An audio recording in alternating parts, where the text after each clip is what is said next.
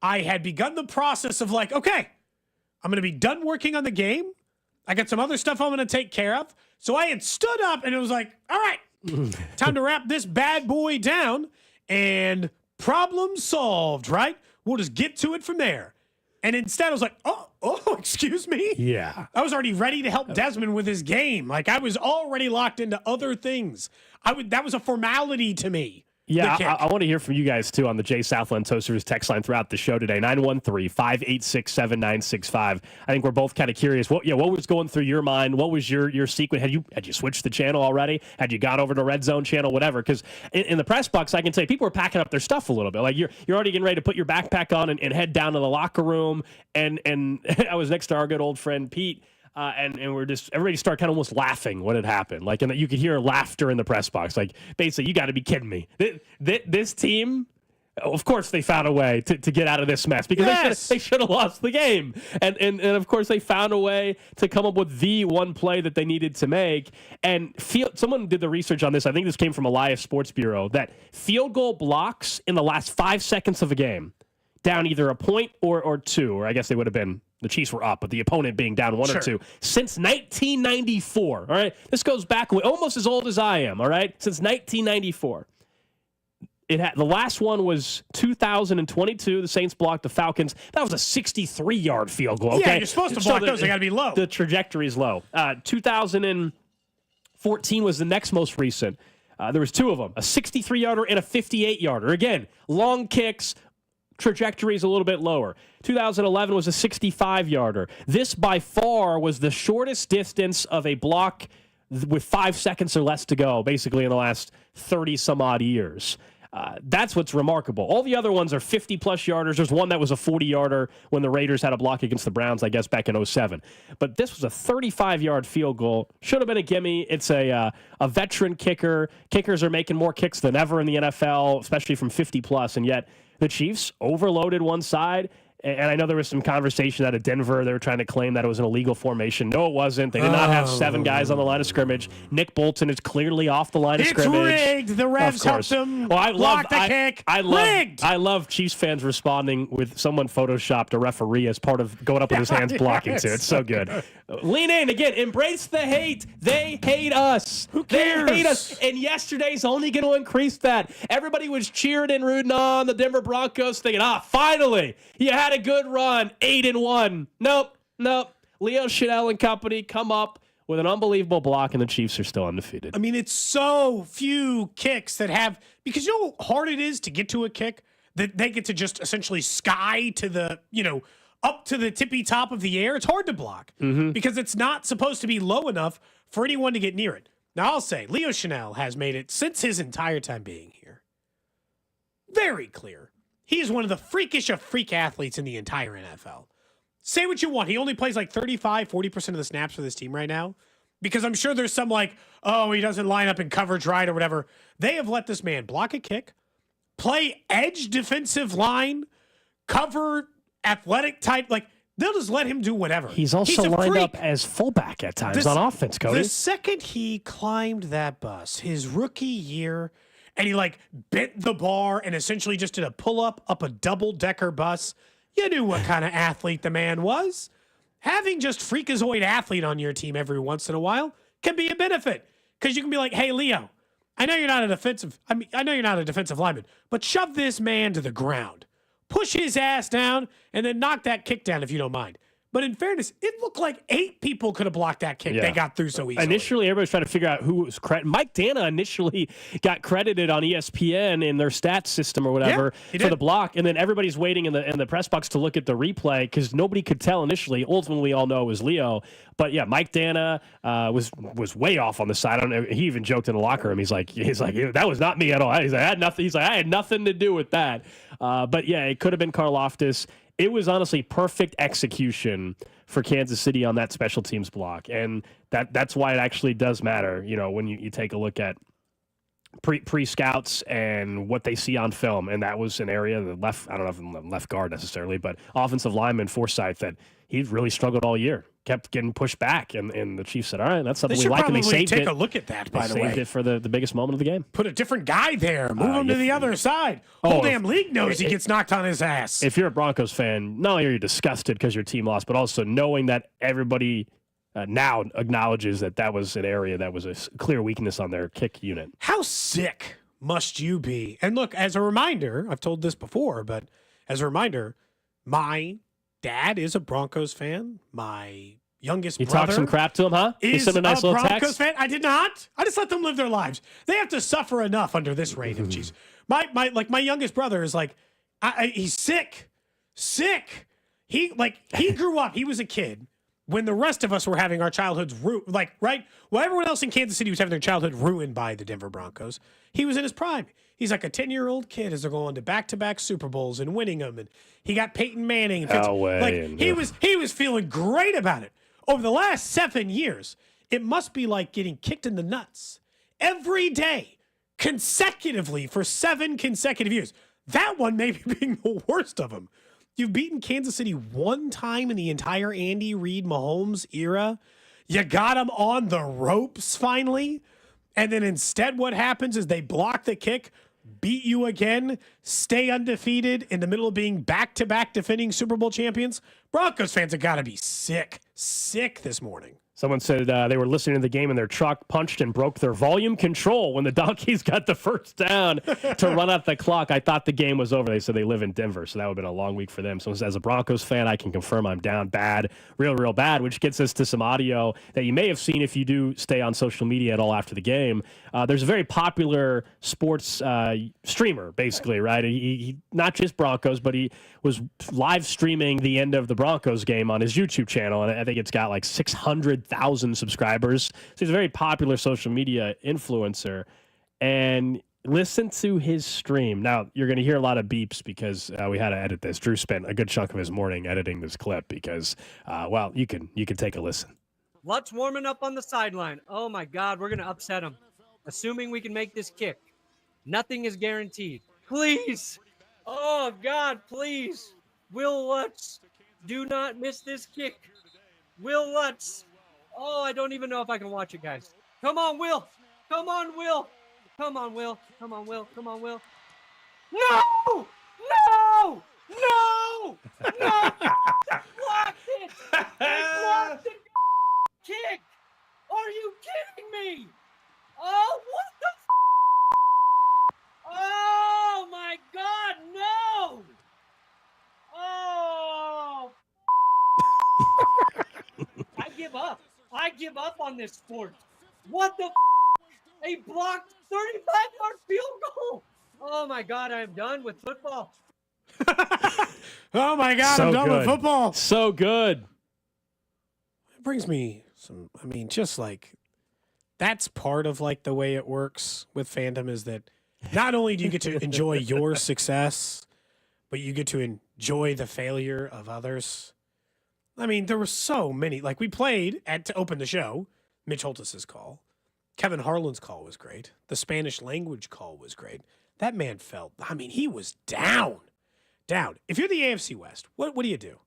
What is he, 34-5, 35, 33-5? You have to recognize that whether it's an AFC West team or anybody in the NFL, this is the Chiefs' era. Like this is whether it's block kicks, this is their decade.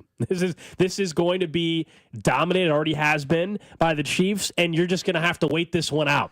That's my reaction and advice. If you were asking to give advice to a Broncos fan or anybody, and I don't feel bad for them one bit, I can promise you that.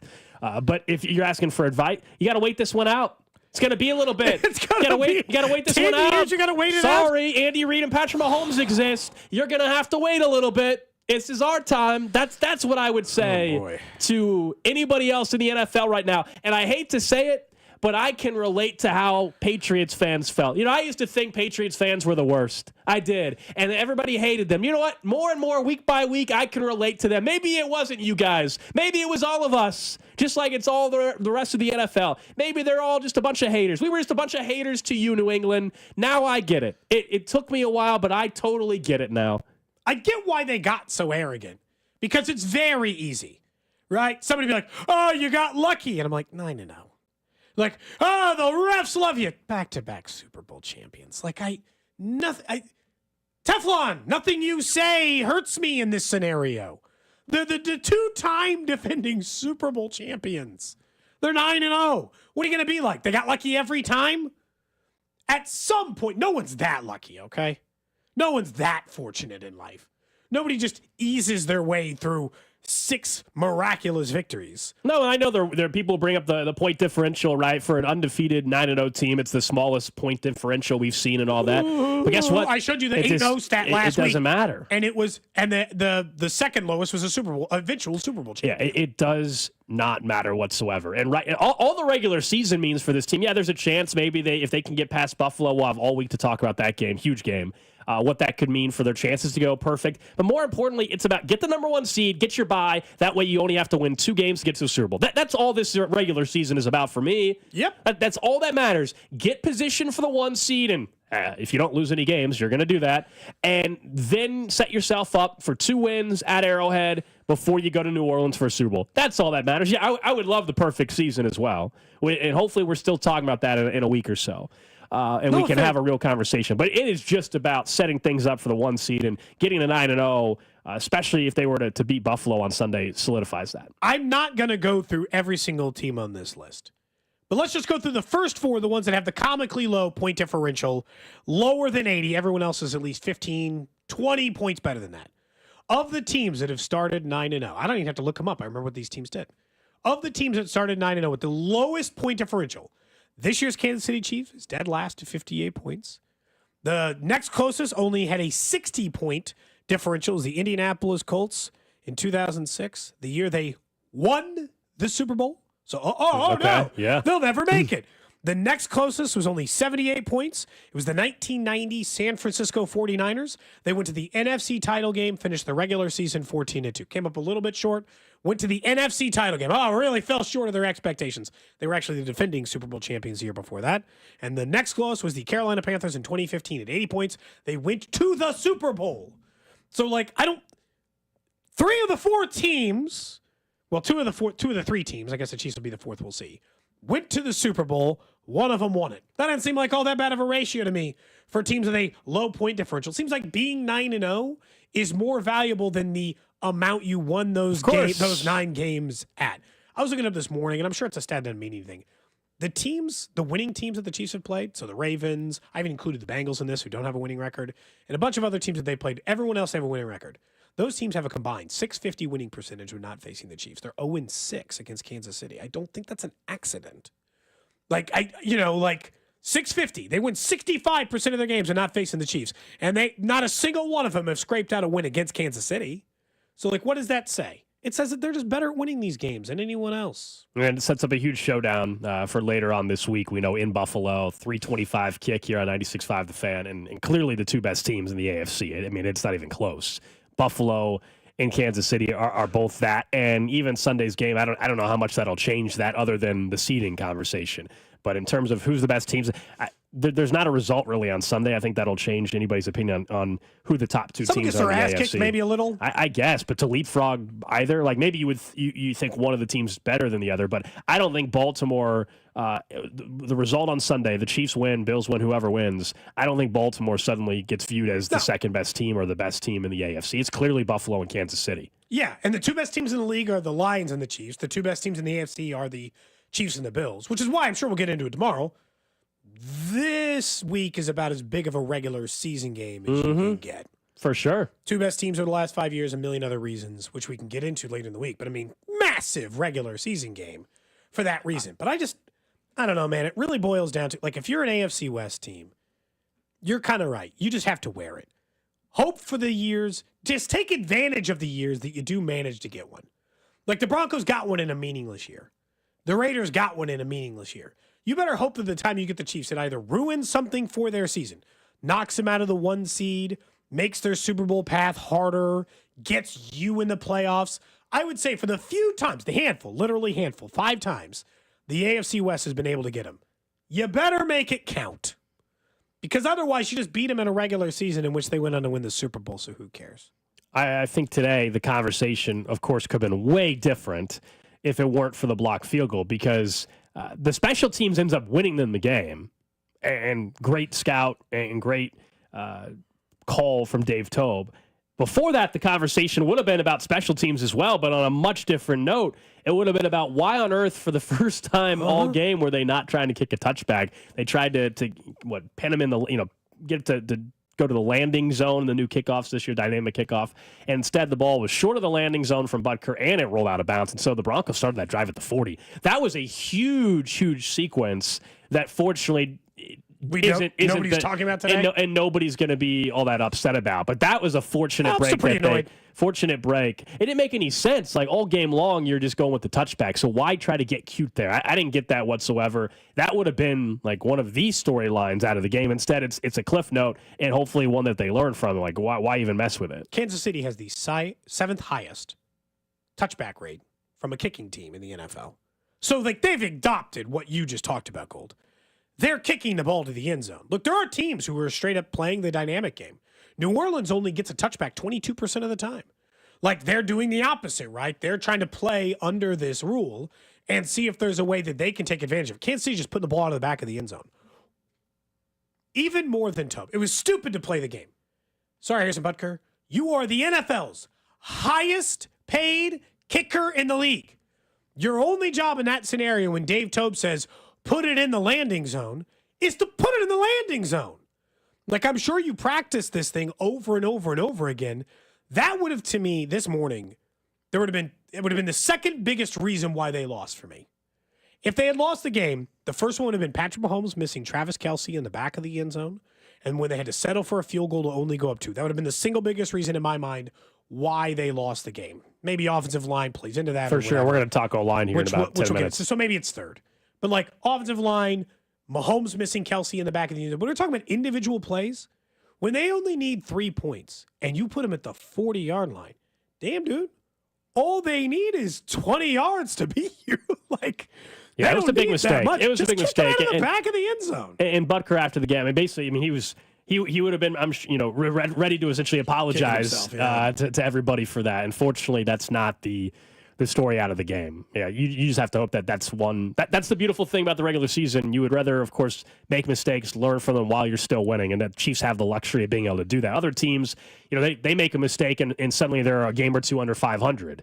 And the Chiefs have made some mistakes, still not playing their best football. Give the Broncos credit for their performance yesterday, and yet the Chiefs are undefeated. And that's the beautiful thing about this whole deal, is that you can acknowledge mistakes were made, and yet that hasn't actually caught them in the standings or anything like that. No, it's just like, a lot of this goes back to probably the lead, which is like, they can cover their own mistakes. They didn't turn the ball over this time, so they didn't make that mistake. The mistake they made was in special teams, an egregious one. Problem is you come in here and you're like, the hell, dude? The hell you guys all thinking? Doing, acting. What happened here?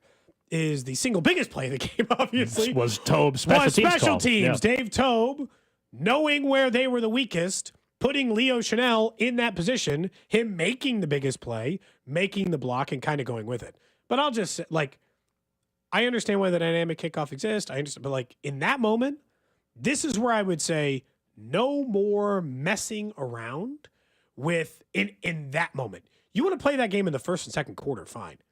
But the rest of the time, when you have one of the league's best defenses, make them start from the 30 and earn it.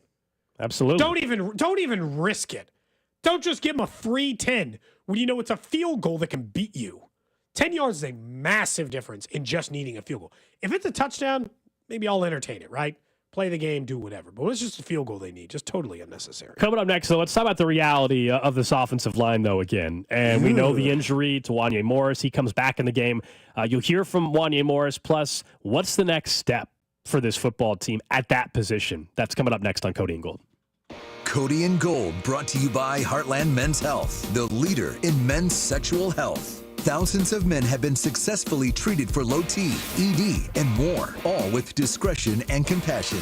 Make your appointment at heartlandmenshealth.com. Follow the station on Instagram for ticket giveaways and behind-the-scenes content from the show at The Fan 965. Men, it's the holidays, the season of all kinds of hustle and bustle. But if your energy is down, if you aren't sleeping well, If your sex drive is MIA and you just don't feel like the guy you once were, maybe it's tough to get excited for all the holiday cheer. This is Jeff for Heartland Men's Health, and if this sounds like you may have low testosterone. And if so, this is the season for you to get treated. At Heartland Men's Health, we're experts in treating low T. If you're like most guys, you'll feel the change in just a few weeks. And truly, the results can be life-changing.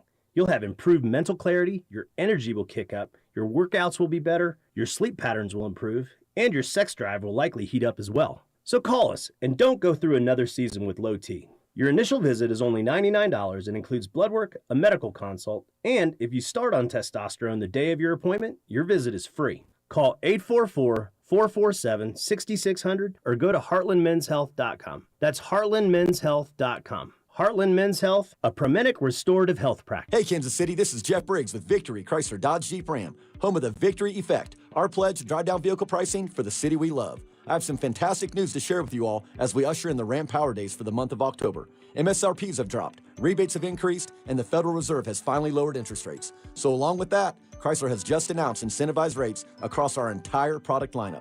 Now, through the end of the month, well-qualified buyers can get rates as low as 4.9% for 72 months on all 2025 Ram 1500s in stock. Not only can you take advantage of this great interest rate program, but as you all know, I'm going to throw unprecedented discounts on top of the incredible rates to get you an affordable monthly payment. If a Jeep or SUV is more of your liking, then come check out the new Wrangler or the new Jeep Grand Cherokee with special rates as low as 0% and once again paired with Victory's industry-leading pricing. Visit us at Kansas City's only automotive outlet mall, the Legends Auto Plaza, on the southeast corner of 435 and Parallel, just east of Nebraska Furniture Mart, or online at victorymotorskc.com, where our first price is better than their last. Hey, it's Bob Fesco, and I'm here with my friend Brian Manning of Manning Roofing. Why is it important to deal with a roofing company that understands the insurance side of the business? First of all, you want to make sure that you get all of the damage covered at your property. We have a very experienced team that's licensed and insured. We do roofs, windows, siding, and gutters, along with some interior trades, and we can make sure that all of the damage is taken care of. I've used Manning Roofing at my house, so set up your appointment today at manninggc.com or 816-448-8208. The choice is simple. It's Manning Roofing. It's football season, and now you can get anything you need for game day delivered with Uber Eats. Well, almost anything.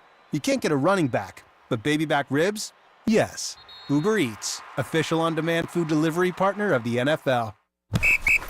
All right, gentlemen, this is Emmitt Smith on behalf of Depend, and I've got the perfect play.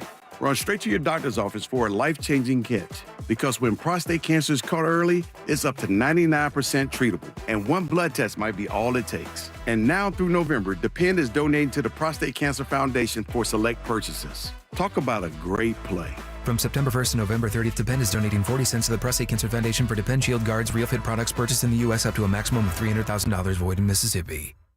It's football season, and now you can get anything you need for game day delivered with Uber Eats. Well, almost anything. You can't get a running back, but baby back ribs? Yes. Uber Eats, official on-demand food delivery partner of the NFL. I'm Brian Tedesco, CEO of Blaupunk Americas, the pioneers of the car stereo. Today, we're not just about sound systems. We are revolutionizing the e-bike scene with Blue Dot Bike. Thanks to AmericanEagle.com, our online presence now features a dynamic e-commerce website that showcases the quality and affordability of our foldable e-bikes. And our collegiate e-bikes, just perfect for the college fanatic. These e-bikes offer a new way to experience freedom on two wheels, no matter your age. When we needed a top-notch website to match our cutting-edge e-bikes, we turned to AmericanEagle.com. They made the impossible seem easy, tackling digital challenges like pros. Check out the Blue Dot Bike website to see AmericanEagle.com's amazing work in action. Need the best in website and digital marketing solutions? AmericanEagle.com is your go-to. They've been a game changer for us, and they can be for you too. Visit AmericanEagle.com or call 877-WEB-NOW-1. That's 877-WEB-NOW-1. Meet Cheryl. Hey. She's on vacation and lost in the moment. Unfortunately, so is her Chase debit card. It's gotta be somewhere. Maybe she lost it at salsa night. These skirts should have pockets. Or maybe she lost it at Pilates. 3 and 2 and... But she's not worried. With the Chase mobile app, she can lock her card till it turns up. Tools that help protect. One bank that puts you in control. Visit chase.com/checking. Chase, make more of what's yours. Chase mobile app is available for select mobile devices. Message and data rates may apply. JP Morgan Chase Bank, N.A. member FDIC. At the UPS store, we know being a small business owner means holiday time is still go time. still get those orders shipped time, and still re-up on stamps and supplies time. That's why this upcoming holiday, while others close up shop, we'll be open and happy to help you keep being unstoppable. Come into your local store today. Most locations are independently owned. Product, services, pricing, and hours of operation may vary. See Center for details. The UPS Store. Be unstoppable. Some people just know they could save hundreds on car insurance by checking Allstate first. Like you know to check your sunroof is closed first before driving through the car wash. Whoa, whoa, whoa, whoa, whoa, whoa. Oh, no. Wait, whoa. Yeah, checking first is smart. So check Allstate first for a quote that could save you hundreds. You're in good hands with Allstate.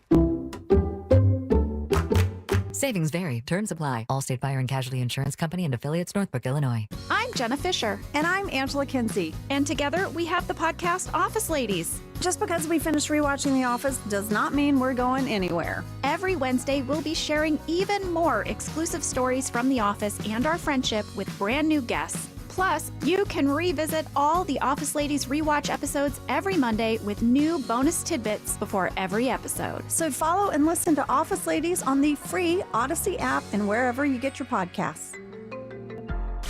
You're listening to 96.5 The Fan from the Mission Plumbing, Heating, and Cooling Studios. Will Lutz backs up, takes 2 steps to the side, says he's ready. An attempt of 35 yards for the win. Snap, placement, kick on the way. It is blocked.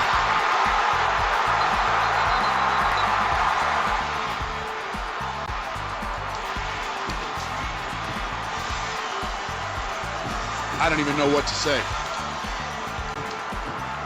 I really am at a loss for words. 35-yard field goal blocked with 1 second to go, and Kansas City is going to get out of here with a 16-14 win over the Broncos. Hearts broken in Broncos country, no doubt.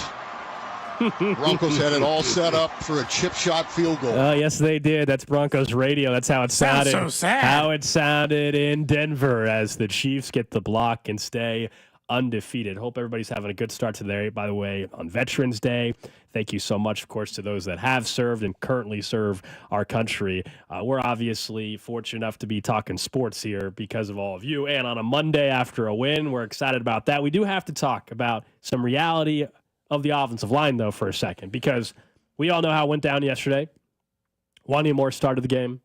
He gets rolled up on lower leg injury, eventually rule him questionable with the knee injury. And I'll tell you, he was limping when he walked out of the locker room, needed some help. It did not look good. Honestly, I didn't think he was coming back. No. And then second I half. thought he might have been injured for like a couple of weeks. Long term, yeah. And then in the second half, Kingsley Suamataia is still out there playing. We all know how that went. It was horrendous, absolutely horrendous. And I don't mean to just beat up on one player, but guys, that was so bad. It makes you wonder how on earth he won the job out of training camp. I have no. He started week 1 of the season at left tackle. They were trying to give him some help on chips. It didn't matter. Brutal. We hear about the athleticism that he has. I think that's all true, but his first step is slow, and time again he gets beat. So Wanya Morris gets taped back up, and he gets back in the game for the crucial drives of the game. And, of course, it was much better at the left tackle spot, even though Wanya clearly was not 100%.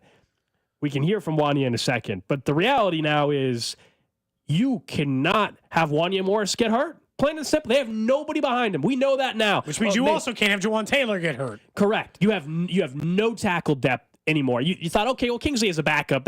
That's fine. He'll get better maybe behind the scenes, work on his technique.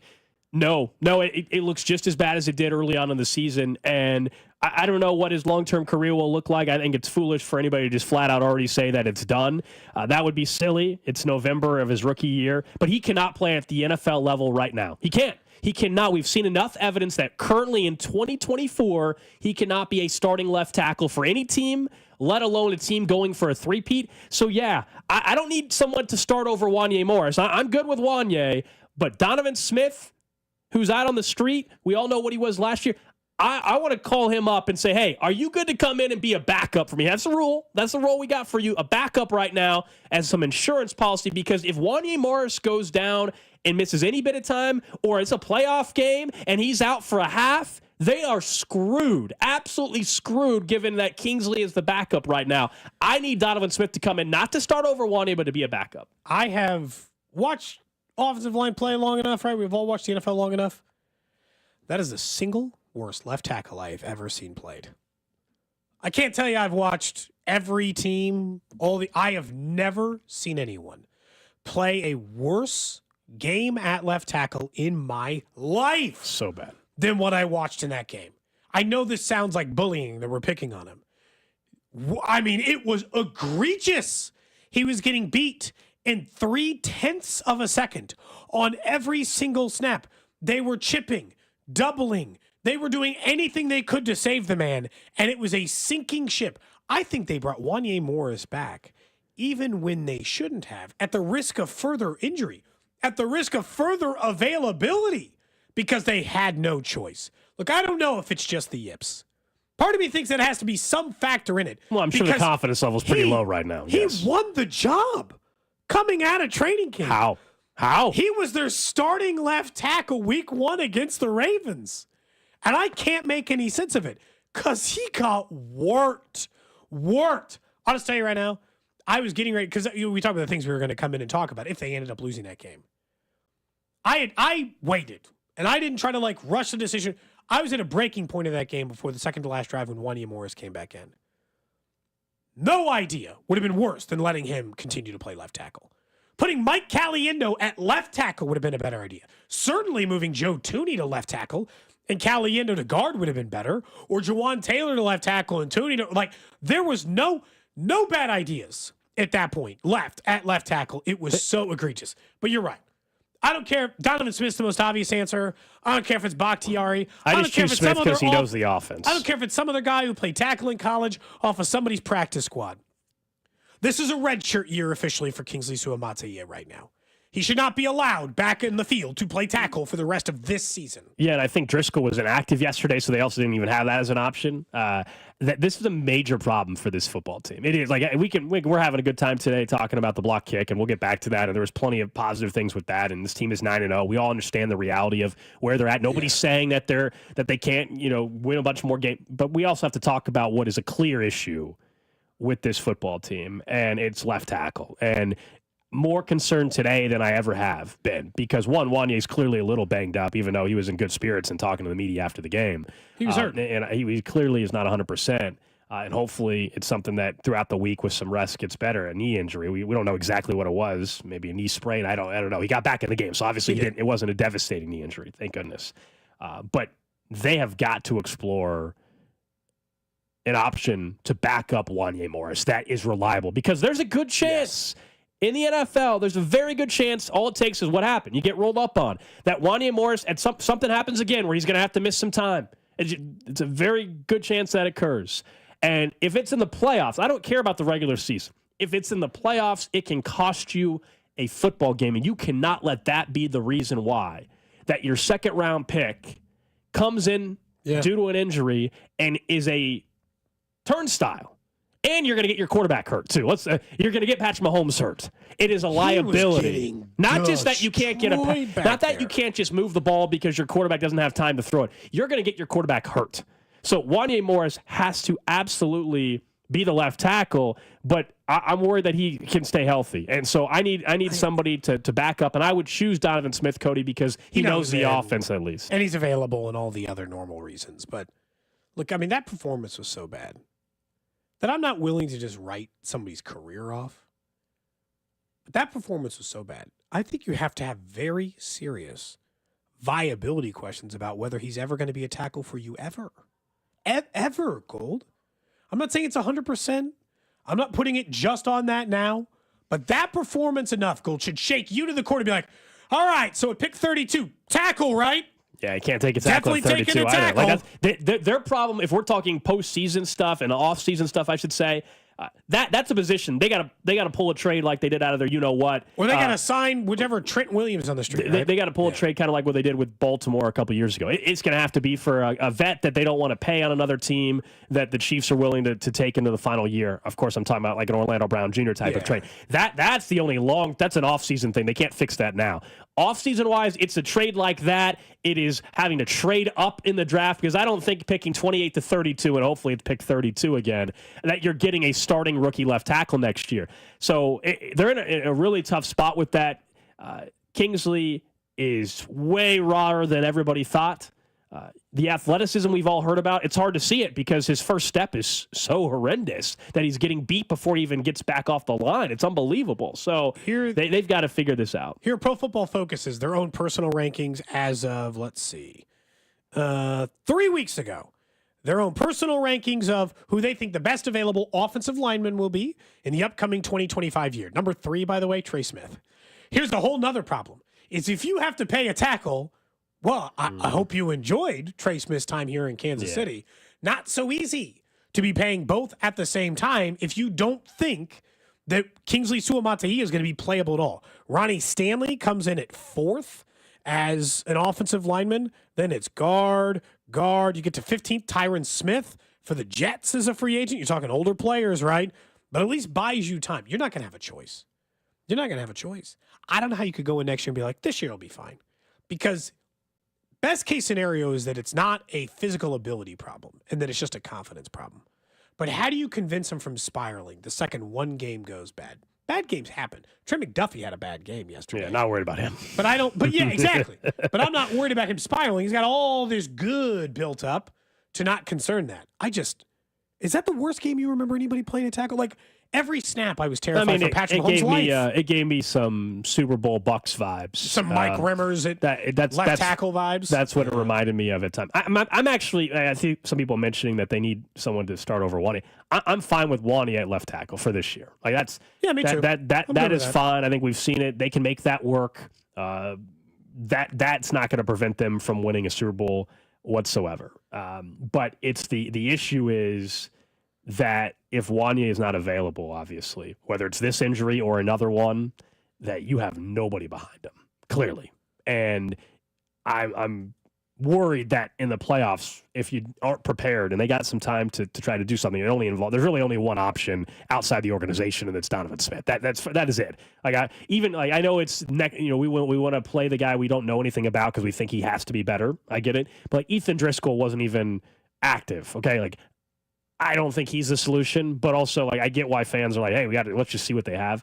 Wanye Morse is the starting left tackle for this team, but it's kind of devastating to see that drop off that existed yesterday from him, and it's not like he's a top 10 left tackle. And drop off from him to what they had from Kingsley. I just don't. How did he have the job? It's kind of crazy. It's crazy. He got first team reps all camp. And the first, I guess, few practices they rotated in, but pretty much it was his job. 4 days into training camp. Yes. And we all took that as an incredibly positive sign. Yeah. Kingsley started against the Cincinnati in week 1. We were like, maybe it's just Trey Hendrickson being a stud. I think it's the yips, man. I'll be honest. I think a decent chunk of this is the yips. I think it's clearly ability and not ready. Raw, needs to be developed. And then now you got to question your confidence, and who can blame you? I mean, for not having much confidence right now. I mean, you're going out there, you get beat every snap. Snap getting beat. Well, that was what Ross brought up when you guys talked to him week 2 or whatever, or a week 3 is there's a risk with either one because either he's not ready or it's a blow to his confidence level that he is going to have to come back from. And I mean, it seems like it's the latter at this point where he just doesn't have that confidence to. And then when you get beat again and again and again after that, I mean, you get your shot, you're trying to hype yourself up, that you get your chance to prove yourself, and you wet the bed again, it makes it really difficult. Coming up at a noon hour today, I should say. Coming up at noon, we're expected to hear from Andy Reid only on 96.5 The Fan. You're home for the Chiefs, so it'll be interesting to see. I'm sure he'll be asked to follow up on what his thoughts are on the left tackle position. And it's Andy. I mean, he's not going to call out any player or anything like that, but I'd be curious to get his perspective some more now that he's watched the film on where they're at with left tackle. One, injury-wise for Wanye, but just does he think it's a confidence issue for Kingsley? So that's coming up at noon today on Cody and Gold and 96.5 The Fan. On the positive end, let's get back to some positives after a 9-0 start to the season, and that is Andy Reid yesterday was aggressive. Had to be. He knew what kind of game it was. Aggressive Andy, Fourth and goal from the 2. For a lot of teams, you'd be like, well, of course you're going to go for it. But we know they've kicked at the 2-yard line before. They 3 weeks ago, or whatever it was. Like a couple weeks ago. Like 4 times this year, probably. So they have done it before. But Andy went for it on a 4th and goal from the 2. He also had another 4th down early on in that game. Of course, the 4th and goal resulted in a touchdown for Travis Kelce. So it pays off in a huge way for them, and they needed every point possible, as we know how the game ended up going. But that was a nice sign. That was a nice sign that Andy Reid in that circumstance against a divisional opponent. Maybe that's what it was. Maybe it's because of a divisional opponent and how tough Denver plays Kansas City and the style of play. But that was a nice sign to see Andy going for a couple 4th down conversions. I was stunned, honestly, that he went for the 4th and goal. I was too. I mean, blown away. And then he went for a different 4th down later, and I was like, oh my God, what am I seeing here? Is this Andy? I know they had to settle for a field goal in the second one because eventually they got pushed back far enough that I wouldn't even have gone for it. I would have settled for the field goal as well, so I wasn't surprised by it. This just goes back to the same thing I've said before. Your defense gives you the ability to do this. You needed every point you could get yesterday. I get it. If they just kick the field goal on that Travis Kelce one and it's 14-6 and everything else stays the same about the game and there's no butterfly effect, well, then in that final drive, when they eventually kick the field goal after they're unable to get the ball in the end zone on 3rd down to make it 16-14, they go for it there, right? Because they don't have a choice to try to get the points to score. Because of who they are, they probably get it because they're great at what they do. But this is why being aggressive early pays off so big. You immediately get the momentum back. You stick it in their face. You're only down 4 now. You're getting the ball back at halftime. Everything feels right again for a minute. This is why I want more and more and more and more and more aggressive Andy. I love it. I love it. And it seems like it very rarely blows up in their face when they go for it on 4th and 1, Gold, 4th and 2. They have so many plays in their playbook. They have a great interior offensive line. I don't know why you wouldn't do that more. The more.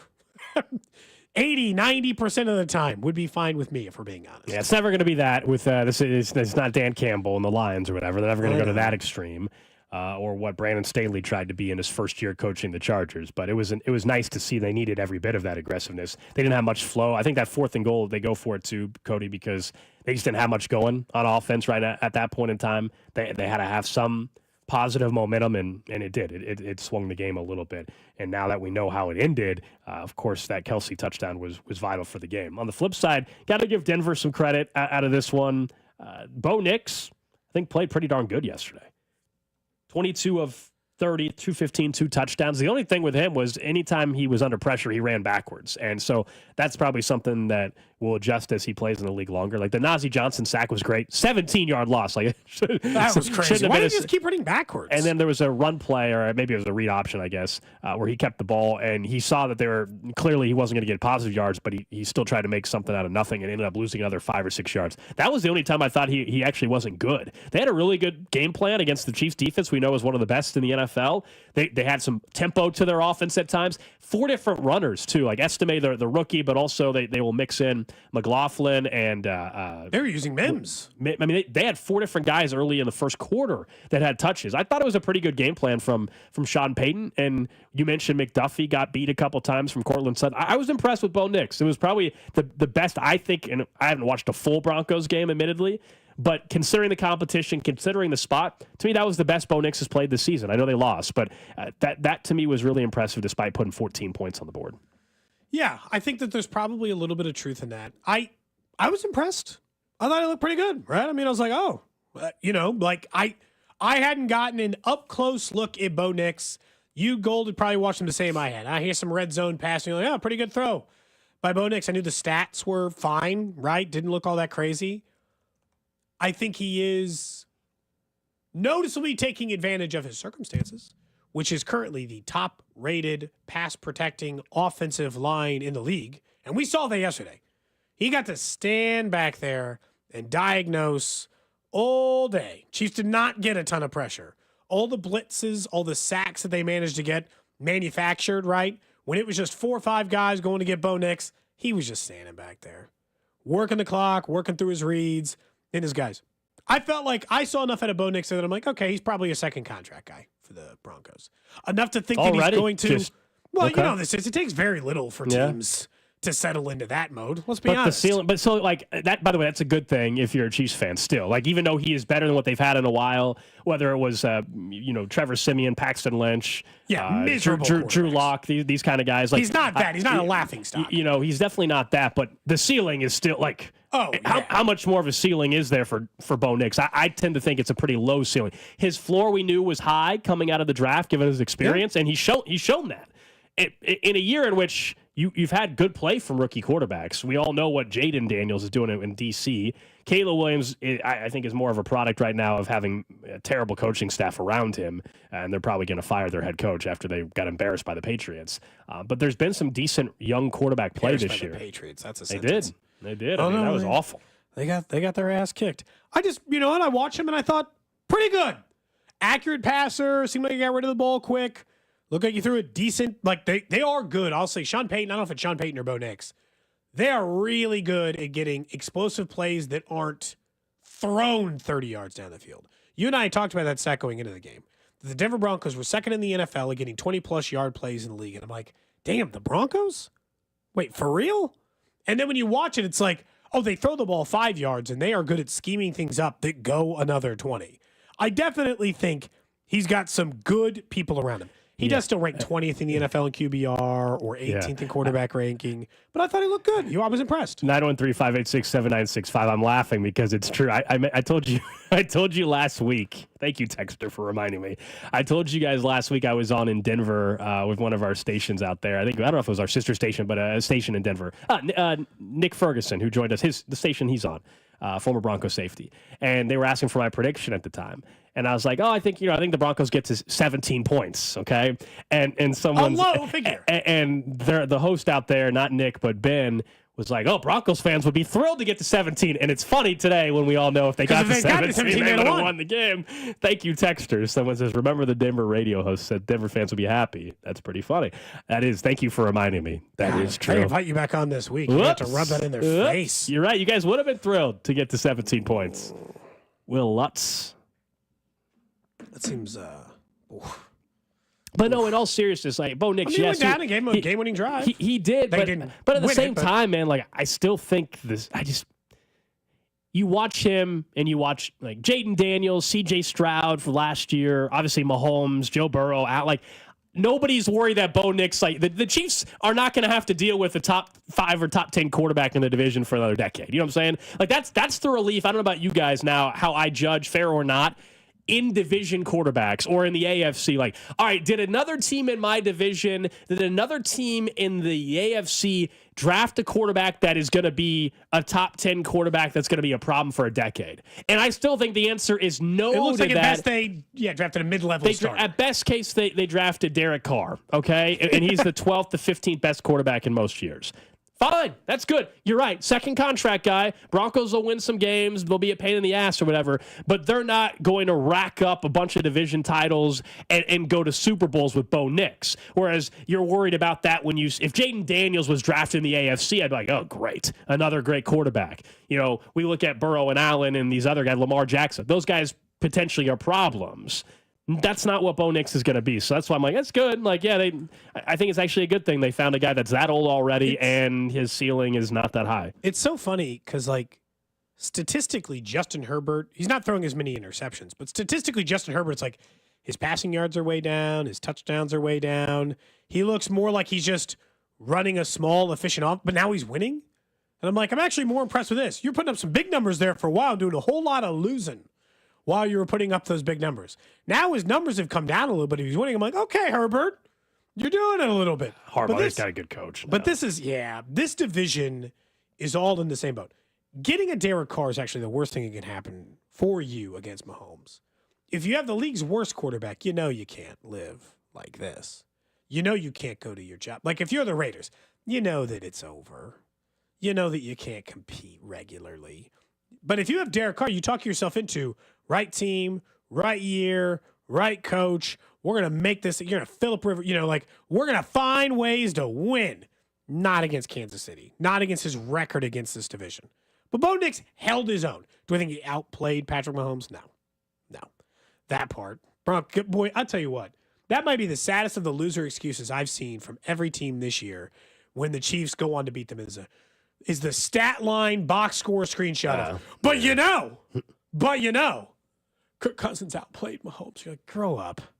One team won and the other team didn't, and one team's 9-0 and your team's not.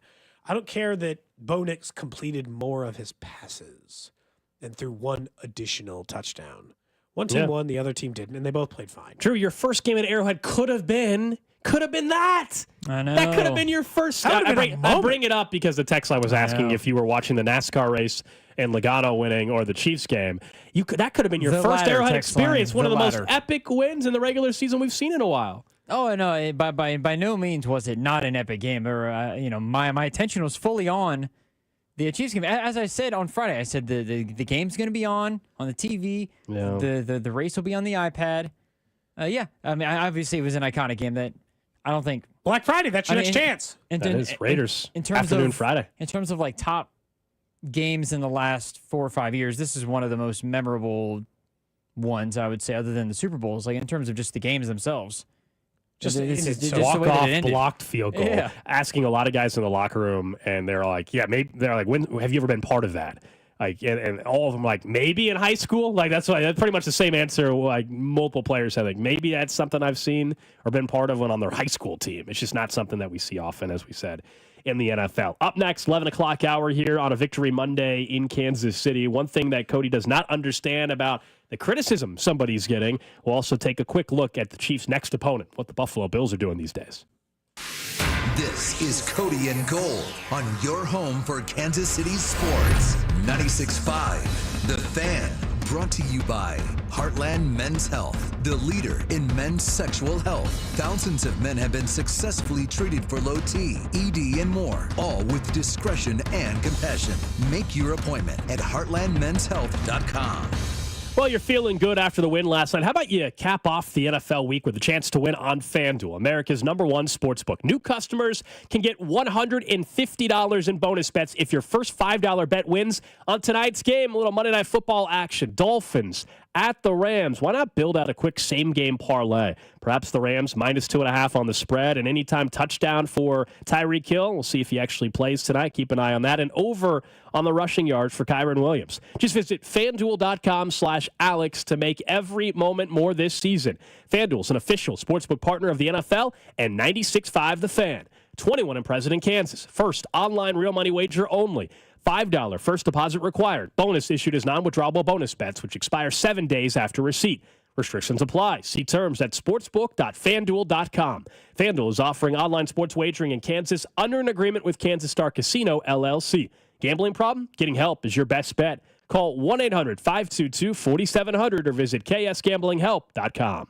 Get a brand new home without moving with Thermo King windows? What is this sorcery? Is there a catch? Of course there is. You already know that Thermo King sells energy-efficient triple glass replacement windows that can save you money on your energy bills. But did you know they also install James Hardy siding and beautiful entry doors as well? So you can make that tired old exterior of your home look brand new with replacement windows, siding, and a new entryway door from Thermo King. Your home will look so good, it could attract tens of thousands of followers on its own Instagram and TikTok pages. Plus, Thermo King offers significant savings when you replace any 2 of these items. Replace all 3? Look out! Thermo King will practically be paying you by the time it's done. So why move? Get a brand new looking home with Thermo King. Call 888-KING-WIN or online at thermokingwindows.com. Thermo King Windows. MD Anderson Cancer Center is again ranked #1 in the nation for cancer care by U.S. News & World Report's Best Hospitals rankings. Our physicians treat more types of cancers in a day than many see in their whole career. This unmatched depth of expertise, combined with our groundbreaking discoveries, gives our patients access to the most innovative treatment options. Learn more at mdanderson.org. I'm a call with Lee Summit Subaru, and our hotline is open. Annie from Kansas City, what's on your mind? I want a dealership that I can trust for a lifetime. Is that you?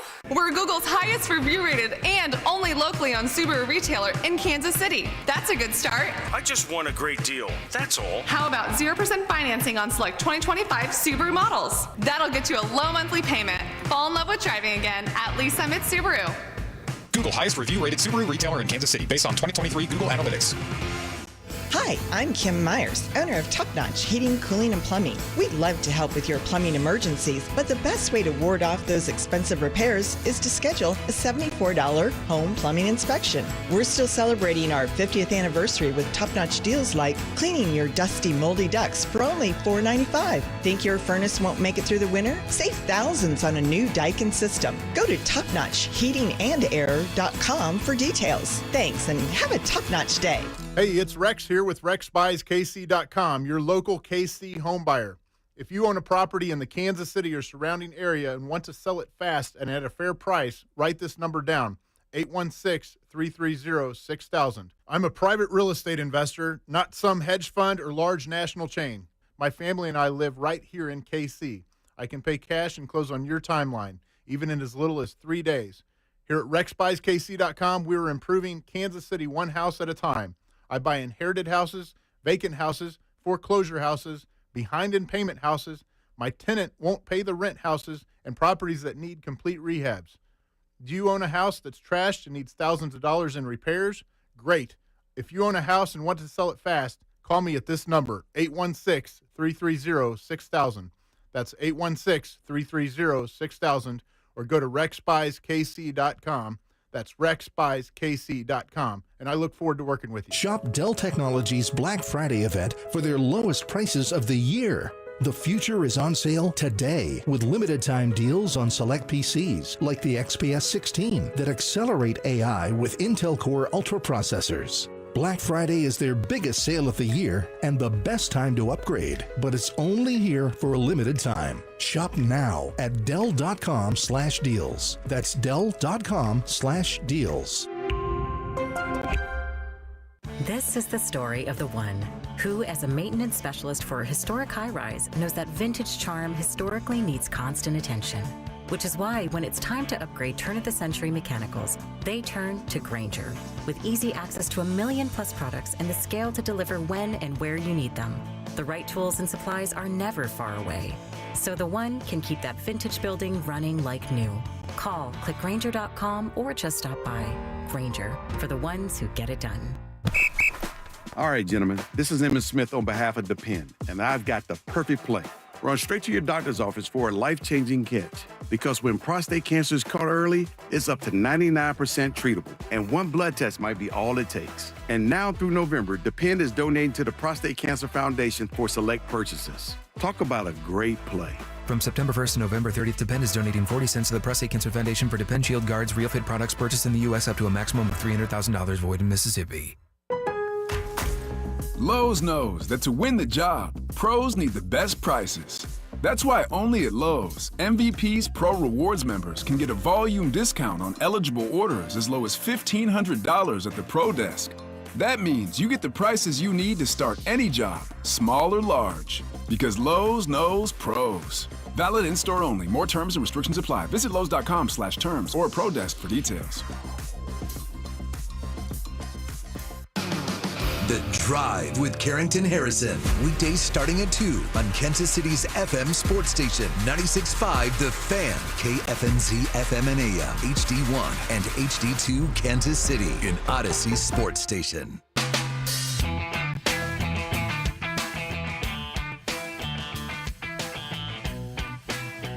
Kick to win it. Blocked! The Chiefs have won! The Chiefs have won! Kevin Harlan on the call. We've been playing all the calls today. Mitch Holthus earlier from right here on 96.5 The Fan. That was Kevin Harlan from CBS. We also played the Broncos radio call. We'll mix those in throughout the show today. What a win it was for Kansas City. Thanks for hanging out with us here on a Monday, a Victory Monday, more importantly, Veterans Day in the United States as well. Thank you to the vets out there, those that are currently serving as well. And we appreciate all of you. Thank you guys also for hitting us up on the text line today, interacting. I know a lot of you are also still working today. And look, this isn't work. We're talking about the Chiefs blocking kicks being 9-0. Let's be real. We're talking about a win yesterday. I didn't see this tweet 2 days ago. We were talking about left tackle. Did you see David Bakhtiari's tweet 2 days ago? No, I saw Donovan Smith in game responded to a fan. 2 days ago. So on Saturday, David Bakhtiari sent out a tweet that said, "Hey, Patrick Mahomes, if your Texas Tech football team beats my Colorado Buffs football team, I'll come play left tackle for you." Well, by the way, Colorado won that game. Timing of that. Whew. Yeah. No, Donovan Smith responded to a fan. So Bakhtiari's out? Donovan Smith responded to a fan. And we'll get back to the offensive line discussion later. Donovan Smith would make the most sense to back up Wanya Morris because he knows the offense already, versus Bakhtiari has never been in the system, to my knowledge, right? So that's why that one's a little bit interesting. But we'll get to there. We'll get there. Again, also Andy Reid's going to speak at noon exclusively here on 96.5 The Fan. There's one bit of criticism. Well, there's things to be critical of yesterday. We O-line and the special teams kickoff before the block. There's another area, though, you don't think is warranted. Sure. So I guess call me a homer because that seems to be the prevailing thought on social media, or maybe I'm blind or poor at evaluating it. This feels like a great one for calls, too. 913-586-7965. If you think I'm wrong, pick up the phone. 913-586-7965. I do not understand anyone who is telling me Patrick Mahomes is playing like ass. I don't get it. And I need someone to explain to me if I am watching a different football game than everyone else. Up until, and I'm not saying he's never missed a throw. The first two things people are going to point out is he missed Travis Kelce in the back of the end zone. He did. And he missed Xavier Worthy on the sideline when he had scrambled and went back to him late. He did. I am not denying missed throws by Patrick Mahomes. I will tell you those happen in every game for most quarterbacks. He definitely missed those throws, the more important one being the Travis Kelce one, because that could have made it a touchdown instead of a field goal. Knowing what his offensive line was for a majority of the game yesterday, that he's still down, the weapons that he was down, up until that Xavier Worthy miss, and I sent it out, and clearly it was all by myself. I thought Patrick Mahomes might have been playing a perfect football game. I thought he might have been playing near perfect, as a matter of fact. Over his last 3 games, he has 6 touchdowns, 1 interception, is completing 72% of his passes. He's avoiding sacks that should absolutely be sacks. He's throwing guys off his back to complete 31-yard passes to DeAndre Hopkins on 3rd down. He's getting Samaje Perine on 3rd and long in unlikely scenarios. Am I missing something? Am I alone here? Do other people agree with me? Social media would have me convinced I'm a homer. That it's okay to be critical of Patrick Mahomes. And I'm like, are you out of your mind? He is playing legitimately great football, and I feel like I'm the only person who is saying You're such a homer, man. Like, what is the stance here? Such a homer. No, look, there is reality of his play hasn't been up to, I think this is why people are pointing this out to, up to the MVP standard and with the ease that he had in 2018 and 2019, and that is why people view it that way. I think the recent misses on some deep passes has just been frustrating. The deep pass has been off for sure. some people. Now, last week was on Worthy, not on Mahomes. This week was on Mahomes, not on Worthy, right? On the one down the sideline where Worthy got a little banged up. And I'm sure Worthy's frustrated with some of that. I mean, you could probably argue he should have 3 or 4 deep touchdown passes over the last month, and they just haven't connected. That's something that's going to continue to take some time. I think the miss with Kelce was the one that's magnified because if they get that, then they're not in a situation where the Broncos can drain the clock and kick that field goal. But overall, you have to also deal with the circumstance of this offense. You mentioned a couple of the wide receivers still that are out. Also, the very offensive line problems that we've been discussing today. The fact that when Wanya Morris went down, his left tackle was a turnstile, and he was either going to get crushed or have to quickly get rid of the football. So I think we have to factor in what he's working with. Yes. He has not. He's also just judged on a different scale, Cody. That's part of it here. He's judged on a different scale, fair or not. He's without his number 1, number 2 wide receivers, his number 1 running back. His left tackles had to change. Like I told you over and over again, with whether it's Mahomes, whether it's this idea of like the Chiefs win by narrow margins, so much of this is because sports betting and their props, like their player props. People are mad because he didn't go over his total on a player prop or whatever. And fantasy football. We've said this time and time again with a lot of stuff. We live in the fantasy football world, and so Xavier Worthy or anybody, Mahomes, pick any player on the team, if they don't get them 20 points in their fantasy league, they think the guy sucks. And that's the reality of 2024 football fan. We're all guilty of it. We all play fantasy football, but I think that also is contributing to this. And Mahomes, the bar is just way high for him because of how amazing he's been. We've talked about it a couple of times, to go along, to pair it with the offensive line play. I don't know if he's making decisions fast enough. Somebody from the 816 texts in, maybe because he's also worried that he's going to get killed from behind. Right. Yep. And there was a play where I don't know if he was mad at Carson Steele, but the broadcast had mentioned it after he got planted from behind. That was one of the biggest plays that they were essentially saved on a defensive holding call, I think, at the same play. He was mad at Carson Steele. Mahomes was because he wanted him to go on the other side and help Kingsley or whatever. But I think he's cognizant of that too much, where he can't just focus on what he's supposed to be doing because he's worried that he's going to get blindsided from behind. I think that it makes his decision. He's almost second-guessing decisions. He wants to make sure that he makes the right play. He can't trust the offensive line. I think all of it comes down to him not looking like the Patrick Mahomes that we've seen in the past couple of seasons throughout his whole career. But it can be so easily explained away, not by Patrick Mahomes is not playing great or really good or high-level quarterback, and that what happened in the early part of the season was he lost all his weapons, right? Oh, he's struggling. Okay, he had no one to throw to. Logical, makes sense. What they had done to adjust to that, Drew, at that time was Mahomes was leaving the pocket too early. He wasn't as sure about his offensive line. His guys being open. Over the last 3 weeks, what he has done is stayed in the pocket. And now what I'm getting is that people be like, well, he's taking too long to make decisions. He's getting a sack. I'm like, no, he's getting a sack because he's not leaving the pocket early because you told him he needed to stick around. And also he's trying to get the deep pass going. And as a result of that, he's turning the ball over less. He's been more efficient.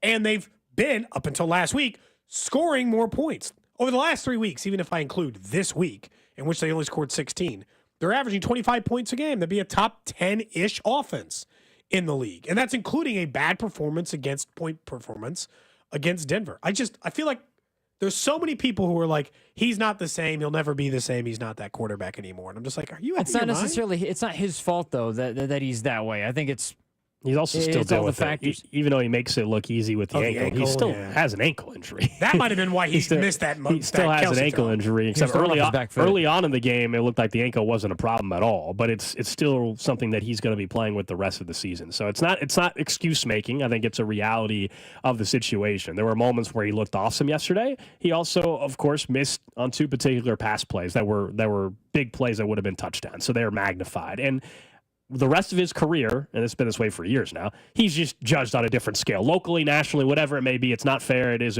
what it is. Different grading system. That doesn't even include the ridiculous conspiracy theories about the audio that of him asking the ref and all. You guys see that? You know what I'm talking about? Yeah, there was an audio clip. I guess during that, I wasn't watching at home. Yes. I was there, but I heard you could hear it in the background. There was a CBS clip that basically you can hear Mahomes asking, we think the ref or somebody let me know when he's close. Twitter, of course, takes off and takes that as oh, they're asking the refs to let them know when the defender. Oh my goodness, defender's getting close.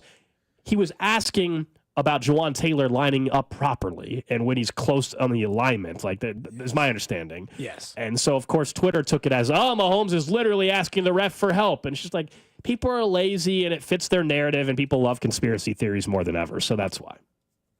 I mean, there does seem to be a prevailingly large number of conspiracy theories against the Chiefs. I'll be honest. I think that might have kicked up with the Taylor Swift stuff. I think Taylor Swift showed up and then they're like, they're all doing it for Taylor. She was there again yesterday, of course, supporting her boyfriend. She was. Like most people, there are lots of wives and girlfriends at the games. Did you see the clip? She always shoot. She was, on the golf cart or whatever, getting into the stadium, the underbelly of the stadium, if you will, the tunnel. And I don't know if it was her person or Chiefs PR or somebody's basically get back or stay back. And she's like, stay back, please. So she was almost correcting the PR staff or whoever that was, security or whatever, that was yelling at the media that was lined up to stay away. So just once again speaks to her. How come we haven't? One of you or I, the next game, should one of us stand down there at the tunnel to get the "Here comes Taylor" walking into the building shot? Doing this. I don't need to do that. I don't need to get there that much earlier just to see her or anybody walking. Like, that's my thing about, like, not even, this is nothing against her. This is like a player thing. Like, I don't need to stand there early to see what outfit Travis Kelce's wearing walking in the stadium. Cool. Also, I know the Chiefs will post it as well. Like, I don't need to be there to see Creed Humphrey wearing the same shirt that says, "This is my Broncos game shirt." Like, I know that he's wearing that. Like, I'm good. I don't need to be there at 8 a.m. making sure I see what they're wearing walking in. I'm good. Someone says from the 660, apparently all the Mahomes criticizers that text in only must watch the Chiefs games and not the rest of the league. Because that's the other part of it, is that if you've just been watching Patrick Mahomes and almost strictly Chiefs games, you probably are skewed in what you're seeing. If you watched quarterback play across the league, there are a handful of quarterbacks who are playing better than Patrick Mahomes right now, statistically. I will still say circumstances matter. Like, for instance, Joe Burrow's having a better statistical season than Patrick Mahomes. Big-time numbers. Inarguable. Yeah. Tons of touchdowns, very few interceptions, lots of yards. He has his full complement. He has Jamar Chase back. He's missed T. Higgins for a game, maybe 2. 5 games this year. Is it 5? My God, I didn't realize T. Higgins had missed that much. He's not going to get paid that much. But as he wants, but when you look at like where they are, they've had like a better complement of their weapons than they have in this. He's having a great year. It's fine. One guy's winning all the time too, because that's the other part of it. When he's a 2-time defending Super Bowl champion, and they're 9-0. Do you really feel like if it weren't for only not Mahomes, where would this team be? I don't know, 9-0. Well, along if you the play 10% better, it'd be 9-0, I guess. Well, along the lines of that too, like you mentioned, like the text line mentions other people missing throws. You mentioned how good of a season Joe Burrow's having. He had those 2 throws on 4th and 2 bad decisions. He's making the bad decision. Like he made bad throws. I guess in a way you can do this with everybody. Just as much as I might talk about Joe Burrow, somebody might talk about Josh Allen.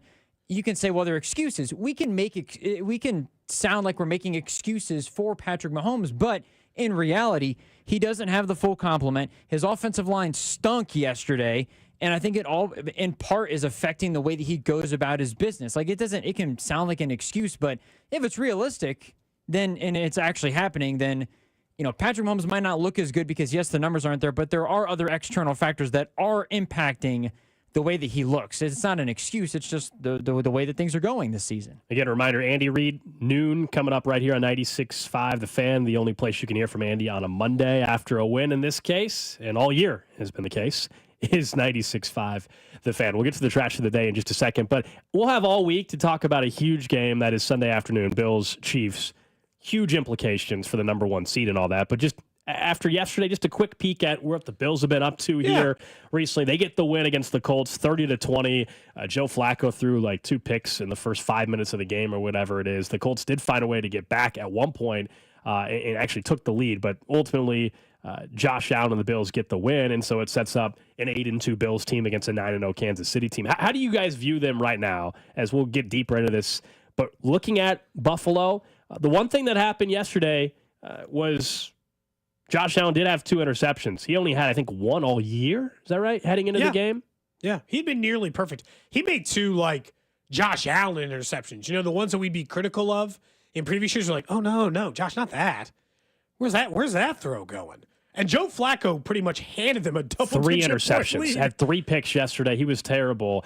The one thing that I like they from looked fine. I don't know. They've got a 5-game winning streak, but they haven't beaten anybody good in the 5 games, so I don't know. The one thing I liked for the Chiefs' sake about what the Colts did, even in a losing effort against Buffalo, and we'll see, is that they were able to run the ball on really Buffalo. well. And we know Kansas City has been able to. The Broncos did a very nice job on Kareem Hunt yesterday. He still had 100 all-purpose yards. He did because of of the receiving yardage, yes. But Jonathan Taylor had 114 yards on the ground. And I know Jonathan Taylor's historically been one of the better running backs in football over the last decade when he's healthy.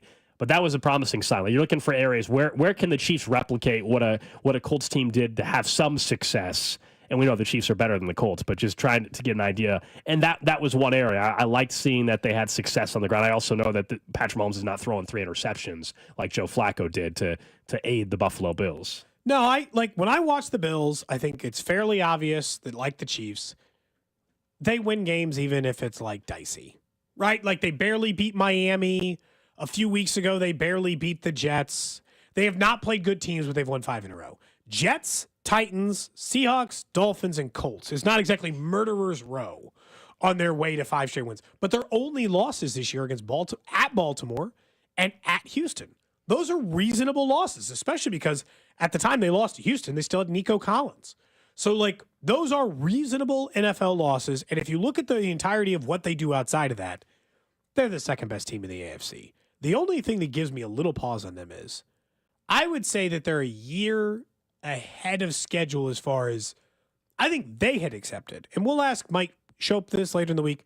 I think they had kind of accepted a half step back mentality in order to be full force the following year. It's why they were willing to let go of Diggs and pay off some of these players. I think because of the cap situation they were in, they were like, hey, we can't just go all the way in this year. We'll run into problems. We have to little backseat it and then get back into it. So there's times where I'm like, is eventually this going to turn into a pumpkin with your receiver core? But that's why I think it was the move to go get Amari Cooper was so big, because I'm with you that it looked like they were willing to move back a little bit to set themselves up for the future. But then they went and were aggressive with an Amari Cooper trade. Thinking of that, that'll be one to watch injury-wise throughout the week. Keon Coleman is probably going to miss Sunday. Cooper's going to be questionable most of the week. Dalton Kincaid got a little banged up, so we'll see what their health is. He never came back in the game. Offensive weapon-wise for the Bills. We're too early in the week to get a good feel on that, but later on, you said it. Mike Shope, our sister station up at WGR 550. Basically what has become our annual conversation with him, if not multiple times a year now. I was already on with them last week. It's just, we're just doing this whole thing again. Let's do the Chiefs Bills again. Here we go. Hello. It's kind of the same thing over and over. All right, let's get to the trash. Trash of the day. This is actually a follow-up on something we had, I think, a year and a half ago, maybe 2 years ago. It was an update from there's a Twitter account that only tweets about space. Okay, and it was an update in collaboration with NASA. And there's an asteroid, if you guys remember from 2 years ago, that was brought up. And I was like, oh, this one might actually collide with Earth. All right, and it had at that time a 1 in 400 chance of colliding with Earth. Good news! We have an update. Good seems news. A little too high. Well, NASA is continuing to monitor this asteroid that could collide with Earth on Valentine's Day 2046. Now it is a 1 in 607 chance. So it's getting less and less likely. It was 1 in 400. We'll have missiles to shoot that thing out of the sky by then. Well, again, we'll get the Armageddon plot. We'll get some oil rig guys, and we'll go and send them up to the asteroid. They'll plant a nuclear weapon on the asteroid, and all will be fine. Can I say that in retrospect, it would have been a lot easier to teach the astronauts how to use drilling equipment than the... I don't know. That's not what the movie told me. That's not what Armageddon told me. They had to bring in Bruce Willis and company. They had to bring him in. Ben Affleck. They had to bring him in to get it happen, to make it happen. So here's more on this. So the asteroid was, as I said, 1 in 400 previously. It's called 2023 DW. It's the size of an Olympic swimming pool or even larger. Now, I don't know if that's the size of an Olympic swimming pool. Is that enough to end the Earth? I don't know. Yeah, probably. Is that? Yeah. At that speed? If it's in at that speed, that amount of time, that'd leave a pretty massive impact on Earth. I know typically you're trying to stress what to get for your wife on Valentine's Day. 2046, don't worry about it. Don't worry about it. That you don't. 1 in 607 How old will I chance. be in 2046? Don't worry about That's it. 22 years. 22 years from now, I'll be 62 years old. Someone on the text line says, a 1 in 607 chance I make parlays with longer odds. I'm just saying. That's It's like gotten a better. 10-team money line bet, It was 1 in 400, so we're trending in the right direction. Hopefully we got an update a year from now, and it's 1 in 800. I'm sure we're fine. 2046. Got 22 years. Someone said NASA's lying. Space is not real. We don't need to go back down that road. Thinking of conspiracy theories. That's a bold... Space? Just all of it? That's bold. What is this then? A simulation? Is this this the Matrix? This goes back to and I asked you about your family member, or excuse me, your wife, and about what do you think that thing is up there during the eclipse? Did someone just hold a piece of paper in front of the sun for a little bit? What happened? They turned the projector off. And look, to back up my wife's take, saying space is not real is way bolder than saying the moon is fake. They're both a little out there. But space being not real altogether. She believes in other planets. She thinks Jupiter exists. Okay, that's good. And I saw some new pictures of Jupiter from the Webb telescope. Oh, yeah, those are incredible. Cool. So you think that's real, at least? I feel like I'm the only... Oh, what? The planets.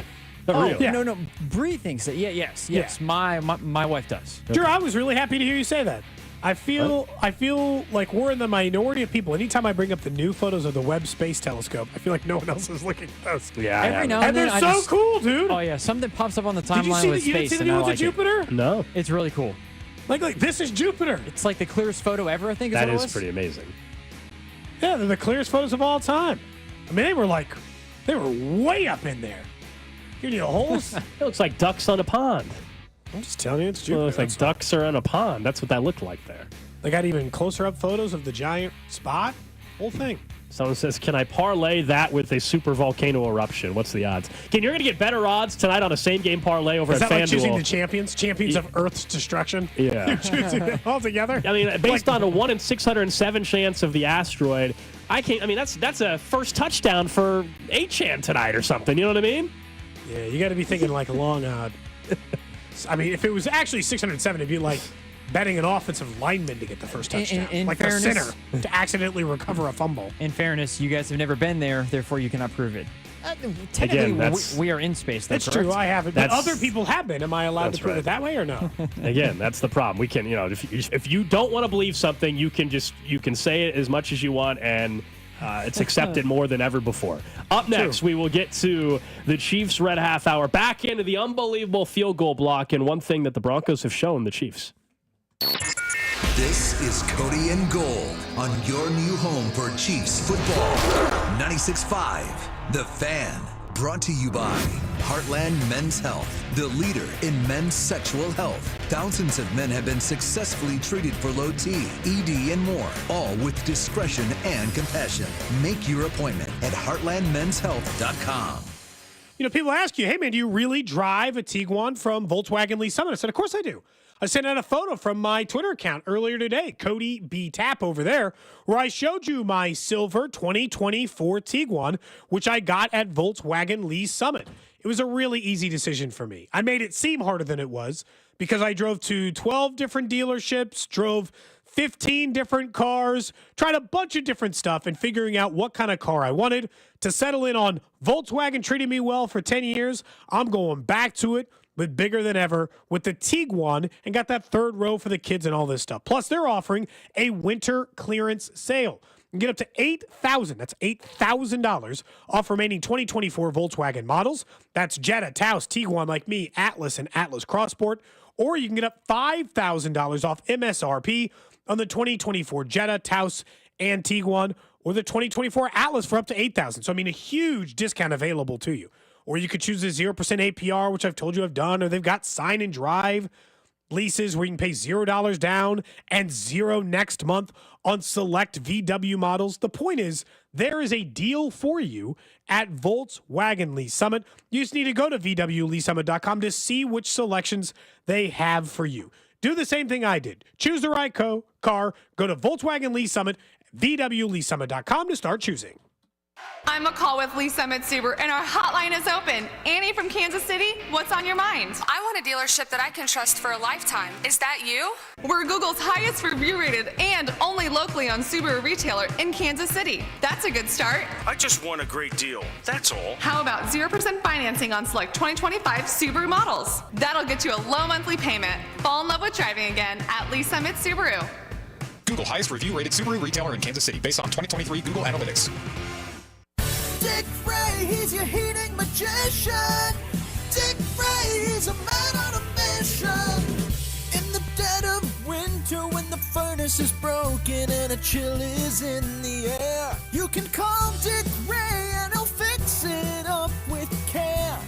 He's always there.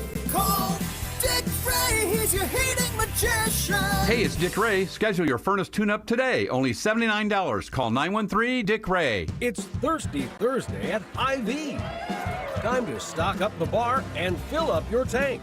Earn 50 cents per gallon fuel savings on every $50 purchase of wine, beer, hard seltzer, and spirits. Mix and match all your favorite libations and get a 50-cent fuel saver with every $50 purchase. Stack up the savings and your next fill-up could be free.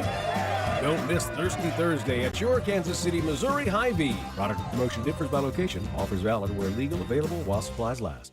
I can't wait to watch the Chiefs go up and down the field and score a ton of points this year. And now I have even more reason to cheer on the Chiefs. I just head to Hy-Vee the day after any game and score savings at the pump with my Hy-Vee Perks card. Win or lose, I earn fuel saver discounts equal to the Chiefs score based on the amount I spend. If the Chiefs score 42 points, I save 42 cents a gallon when I spend $42. The more we score, the more I save, only at Hy-Vee. Offer good in-store and online. Some restrictions apply. See store for details. With tens of thousands of satisfied patients across America, it's no surprise QC Kinetics gets 5-star reviews. I'm feeling on top of the world because of QC Kinetics. I'm able to do the things that I wasn't able to do for a long time. I can recommend them highly. I would recommend QC to anybody. QC Kinetics has changed my life. I couldn't believe it. I honestly was skeptical, but the pain went from a 10 to a 0. Real people with real lasting relief from joint pain. QC Kinetics Regenerative Medicine is regenerating me. I was super successful, and I recommend everyone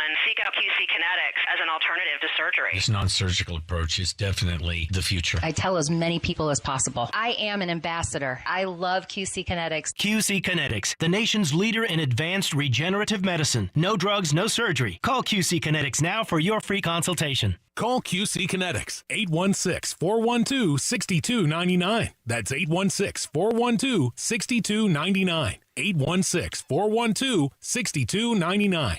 It's football season, and now you can get anything you need for game day delivered with Uber Eats. Well, almost anything. You can't get a running back, but baby back ribs? Yes. Uber Eats, official on-demand food delivery partner of the NFL.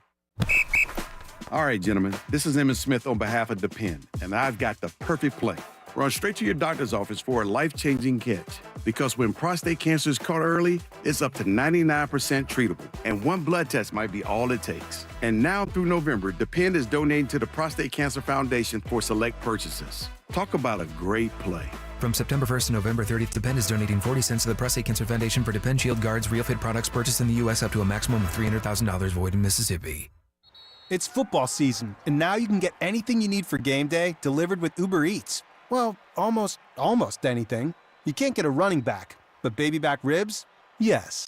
Uber Eats, official on-demand food delivery partner of the NFL. Did you know your skin is the largest organ of your body? Huh? That's why you should shower with Old Spice Super Hydration Body Wash instead of plain old bar soap.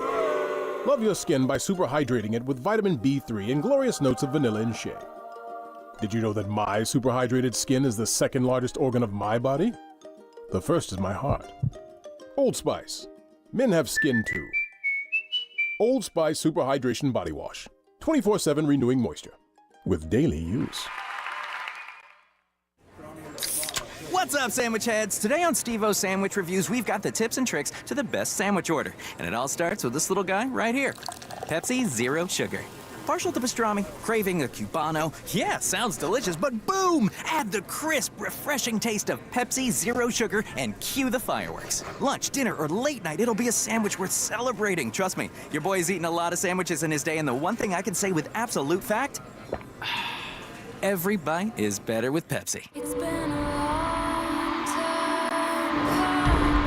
The official Eras Tour book coming to Target on November 29th, featuring over 500 photographs from the tour, including never-before-seen performance and behind-the-scenes images. And for the first time, the Tortured Poets Department, the Anthology, with 35 tracks on CD and vinyl. Only at Target.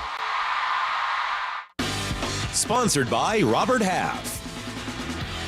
9 out of 10 hiring managers are having difficulty hiring. Robert Half is here to help. Our recruiting professionals utilize an award-winning AI to connect businesses with highly skilled talent. At Robert Half, we know talent. Visit roberthalf.com/talent today.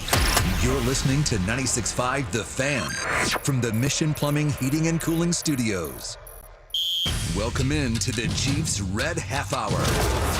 Every day at 11:30 with Cody and Gold on your new home for Chiefs football. 96.5 The Fan. Here in about 25 minutes, we're heading out to Arrowhead. Going to hear from Chiefs head coach Andy Reid following the big win yesterday against Denver. The only place on a Monday you can hear from Coach Reid is right here on your home for the Chiefs, your home for KC Sports. 96.5 The Fan. You guys can continue to hit us up on the Jay's Southland Tow Service text line, 913-586-7969. 6'5", we always enjoy interacting with you. And as I always tell you, because people will wonder if you're blocked or whatever, just because we don't read your text on air doesn't mean we don't see. We can't read every single text, but we do see them all. I promise you. We do see all of them. We appreciate it. I see most of them, Also, you can hit us up on the video channels. The Fan 965. Stream the show over on YouTube, Twitter, Twitch, Facebook. So if you want to interact with us that way as well, maybe sometimes Gold will wave to the camera or I'll wave, right? Hi, people who watch the video. That's weird. You do whatever. The way that you said that was I don't think you've ever done that guys. before. That's How are you? Sometimes I express to the camera like, oh yeah, you're way too close. Cody for those listening on the radio, Cody basically. Would you guys like me to be this close all the time to the camera? Stuck his face right in front of the camera. I think that's terrifying to a lot of people. That's terrifying to a lot of people. Probably a little much. Uh-huh. That also requires me to move the microphone in a really uncomfortable way. That is also true. Let's get back into the Chiefs game yesterday. Of course, we all know how it ended in epic fashion, and it speaks to, once again, how this team just find ways to win, and this was a new one. This was a new one, and it was Leo Chanel this time coming through with the block. Here's how he described the play and why they were able to get that block that ultimately led to a 9-0 start. Dana was really the one who stopped the ball from going in. I got credit for the block, but Mike Dana was really the one who saved us on that one. But it's always competition. Jay Reid's our best get-off guy, and that's always pushing me. Coach Tobe dissects every field goal block and kind of just times it. All right, that's a 6-frame get-off, Leo. And I'm sitting there, yeah. And he's like, next play, Jay Reid, 2-frame get-off. I'm like, are you kidding me? Like, he's an animal, and he pushes me to be better. And we got a lot of guys. Derek Noddy, George, Jack, across the whole field goal block team. Everybody's just pushing each other. Could have been numerous guys that got the block, but what he's talking about with Justin Reid was in the Broncos game a year ago, the Chiefs had a block as well. The Chiefs had a block in that one, and it was because Justin Reid, when he's talking about his get off, he's talking about he's just great at timing the snap. And so he was unblocked a year ago. This go around, they were not going to let Justin Reid be unblocked because the Broncos also in their film study, they knew that that's something he's very good at. So like, all right, we're not going to let it be him. Well, then the Chiefs smartly, they overload the right side and this, Forsythe, this offensive lineman that I guess nobody knew other than the Chiefs. Lives on his back, apparently, during kick coverage. Yeah, keeps getting pushed backwards. Well, then you match up your most athletic linebacker and Leo Chanel there, and they just pummel him. I mean, they just ran over him, and that whole left side, busted wide open for the Chiefs to go through Karlaftis and Chanel, and ultimately one of the more crazier endings you'll ever see for a regular season football game. Yeah, I mean, it was, obviously to be on this side of it, I imagine Denver's in shambles, which we can play more of that later. I'm sure they're in shambles. I was told by my sister-in-law, my brother's very much being a baby about it today, I think is the way she put it. He's not handling it correct. Good. You know what? Good. I hope so. He's honestly, not taking the Broncos.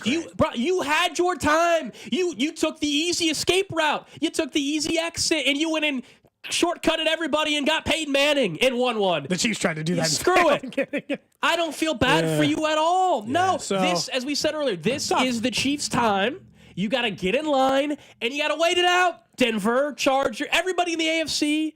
Everybody in the NFL, wait your turn. This is the Chiefs' era. Sorry, that's where we're at. That's life. That's how it's going to happen right now for the Chiefs. Even in games in which the Broncos outplay you, because the Broncos outplayed the Chiefs yesterday. We know that. So obviously, it was an incredible moment. There were two real things that stood out about it. One is that once I started going through the schedule, I realized how many times you could say they kind of escaped by the skin of their teeth. Not exactly right. There's a lot of other factors in it, but Isaiah Likely's toe was out by an inch. And look, they were still going to have to get the 2-point conversion, which we knew they were going to go for. So that's another one, by the way. The Bucs not going for the 2-point conversion. The 4th down stop, the Falcons still have to get a touchdown. But again, it's all those last little second things that could have gone wrong, that didn't, that allowed you this chance to win again, which you did. They're just blessed at the moment with this constant thing. The other thing that stood out to me, which I think I tweeted in the middle of the game, the Denver Broncos might be one of the 3 worst matchups in the league for the Chiefs. Because the Chiefs have, despite the fact their offensive tackles played really poorly in this game, the Chiefs, for the most part, have been the more dominant team in the trenches in a lot of games this year. They got Chris Jones. They got a great interior offensive line. They have beat up some teams. They've been able to run the ball and stop the run. They have been better in the trenches than a lot of their opponents. Denver was the first team this year where I'm like, they might be better in the trenches than Kansas City. They have an offensive line playing great. They got a lot of pressure with their defensive line. They caused problems and were a matchup problem for the Chiefs. And did it stop them from winning? No, because of a blocked field goal and everything that existed and the million great calls and moments and feelings we got out of that game.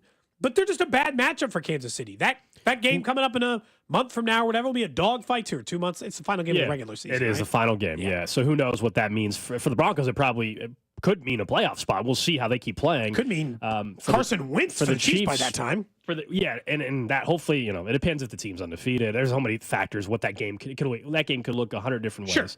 Sure.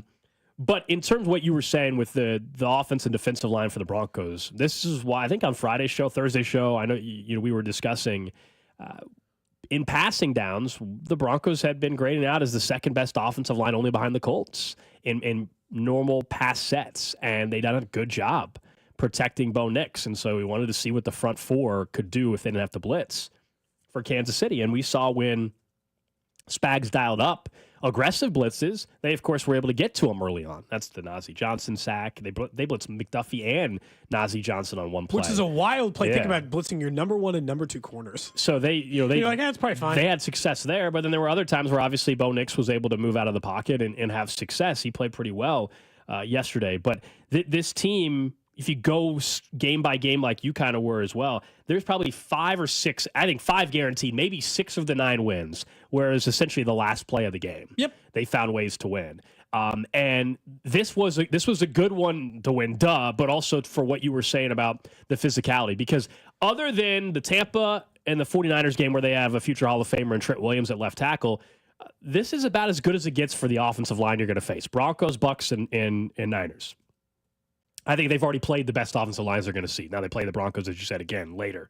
But this, to me, we've already played the best offensive line fronts that they're going to have all year, which is a good thing. Buffalo's offensive line is not nearly as good as the Broncos' offensive line. We were going back and looking at earlier games, like the Raiders were much further down the pack. The Chargers' offensive line wasn't to this level. So this was a good test, and you saw why. I think we all thought it was going to be a low-scoring game. I didn't think it was going to be a 2-point margin that close, but I thought it was going to be a close, low-scoring football game, and that's ultimately what we got. The Broncos have found something, in these Sean Payton years now, year 2, I guess it is, against Kansas City, where they're able to kind of, muck up the game a little bit and cause some problems. And what was stunning early on in the game is, as great as Spags has been, I thought Sean Payton was getting the best of Spags in the first half. When there were some looks. I mean, how often do we see Cortland Sutton, or Trent McDuffie, I should say, get beat in one-on-one? I mean, he flat out got beat on the touchdown. I know some people want to say he was pushed off. I didn't a little think bit, so. But I think he was beat either way. Yeah, that was just a flat-out beat. You don't see that happen to McDuffie usually. No, and that's just part of playing defensive back in the NFL that makes it so hard. We joked about that with Jamar Chase for years. Some guys are good at getting that little extra edge, and they'll typically give it to a wide receiver in that end, and so you kind of get that luxury. It was one of the more fun regular season innings I can remember. And I think it probably just depends on what kind of Chiefs fan you are. I think Dusty is of the opinion that the Broncos are the single biggest rival. They ruined part of his childhood.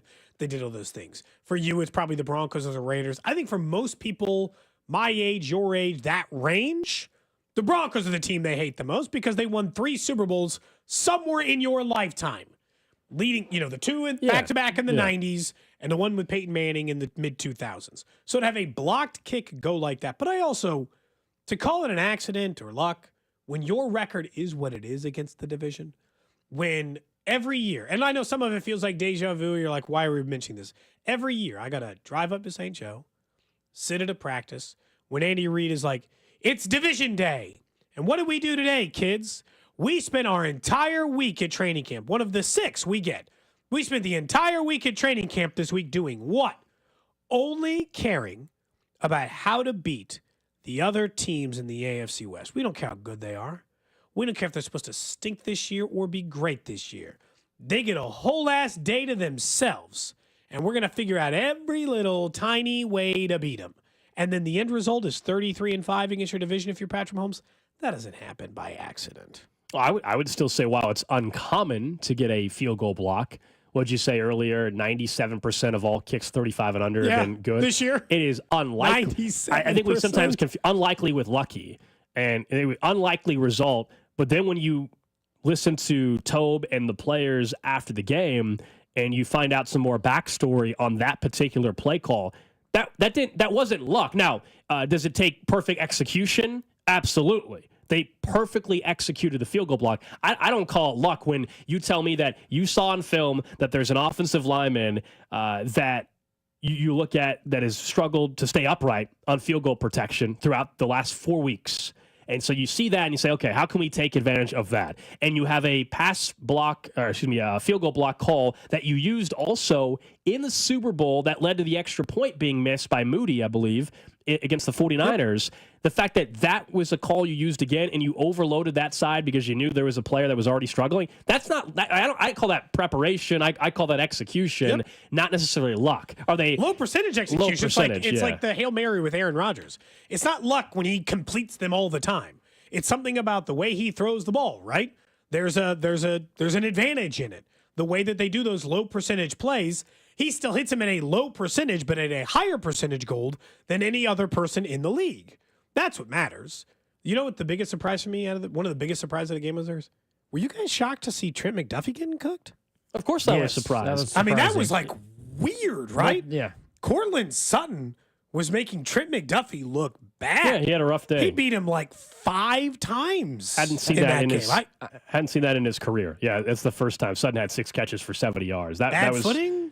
Sutton taking advantage of him? Just a bad day? Well, I know I think it might be a bad day, but also how big is Cortland Sutton? And not that Trent McDuffie can't cover other guys, but the height how thing, often has he gone up against a guy who's 6'4", like 220, big guy? Yeah, he's got good size. I will say, though, with McDuffie, the height thing has been used against him his entire football career, going back to college as well. And obviously, he's been able to play at an extremely high level, top 3 corner in the league. And so I hear you, 6'4" maybe, but like I don't even think it's so much. It's not the height as much as it is. He's like 220. Cortland Sutton's a tank. He's like DK. I know, but he was just beating him out of the break. Yeah.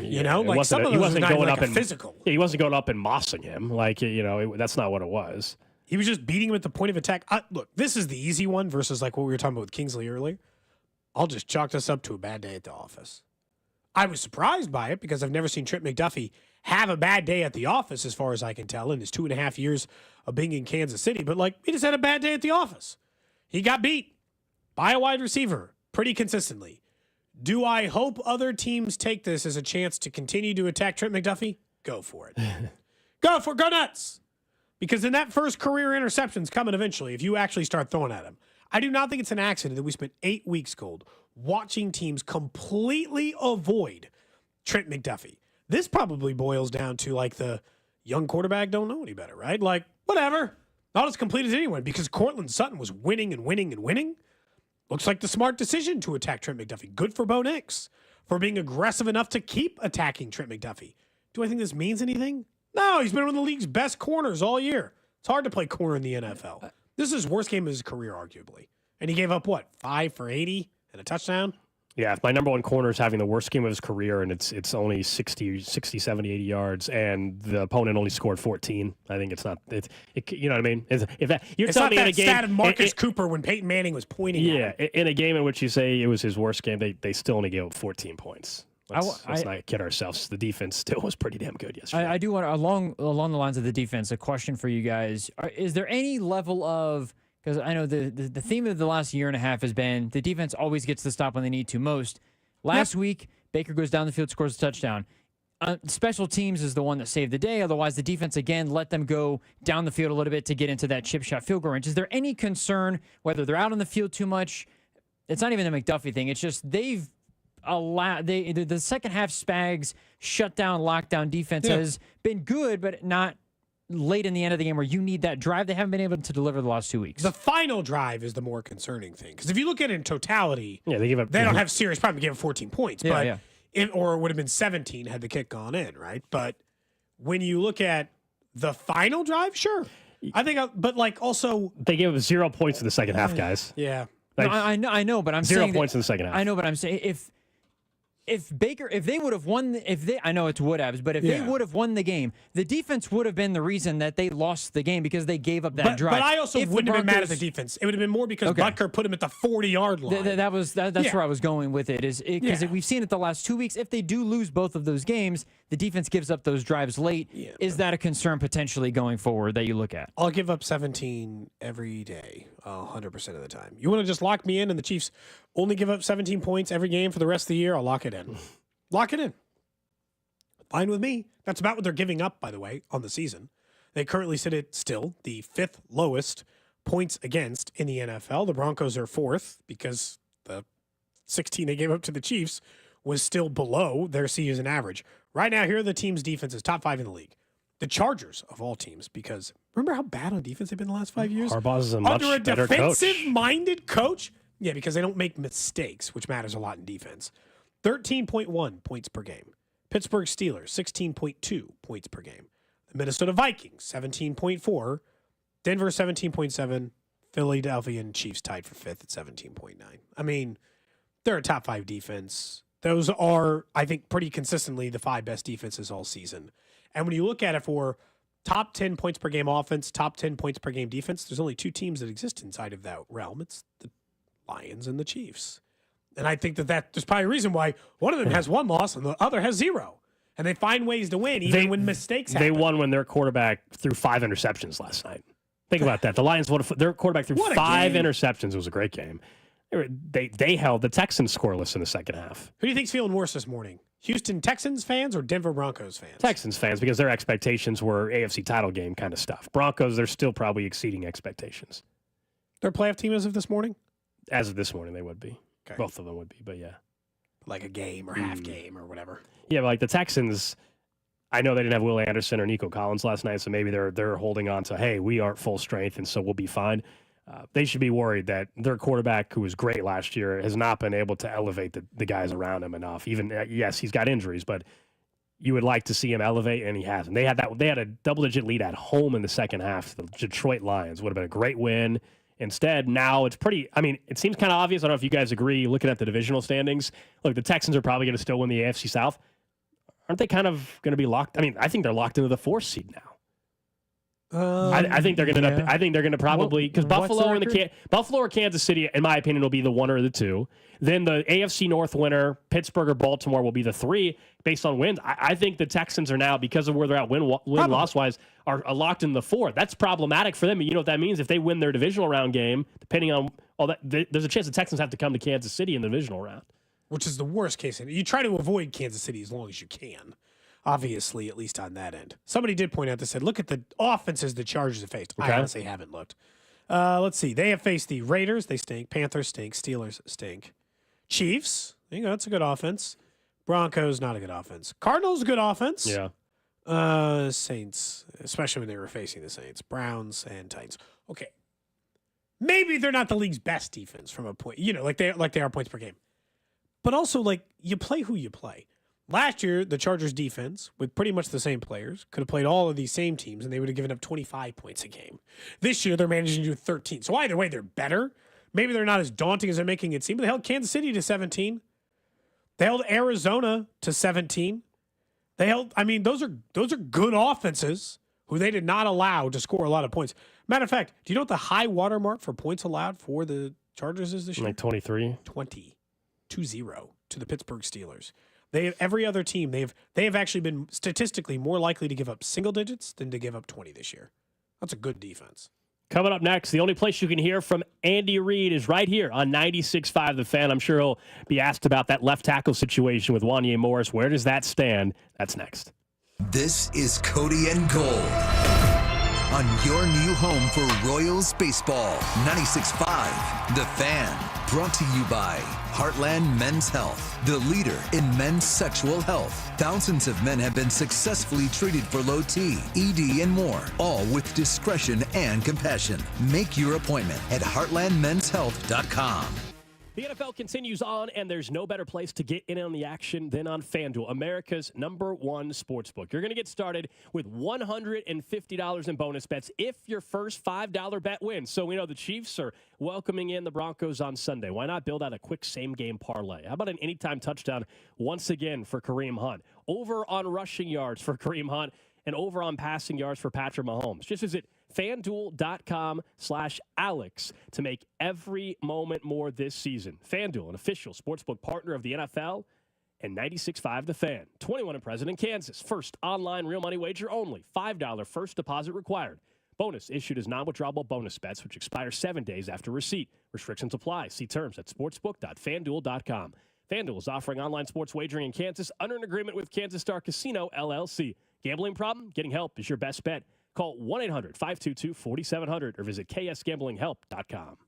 Hurry to Old Navy now through Monday to get 40% off everything. Crush those holiday wish lists with 40% off everything now through Monday only at Old Navy. Valid 11/7 through 11/11. Excludes gift cards. Today only deals, clearance, and accessories. Hey, Kansas City, this is Jeff Briggs with Victory Chrysler Dodge Jeep Ram, home of the Victory Effect, our pledge to drive down vehicle pricing for the city we love. I have some fantastic news to share with you all as we usher in the Ram Power Days for the month of October. MSRPs have dropped, rebates have increased, and the Federal Reserve has finally lowered interest rates. So along with that, Chrysler has just announced incentivized rates across our entire product lineup.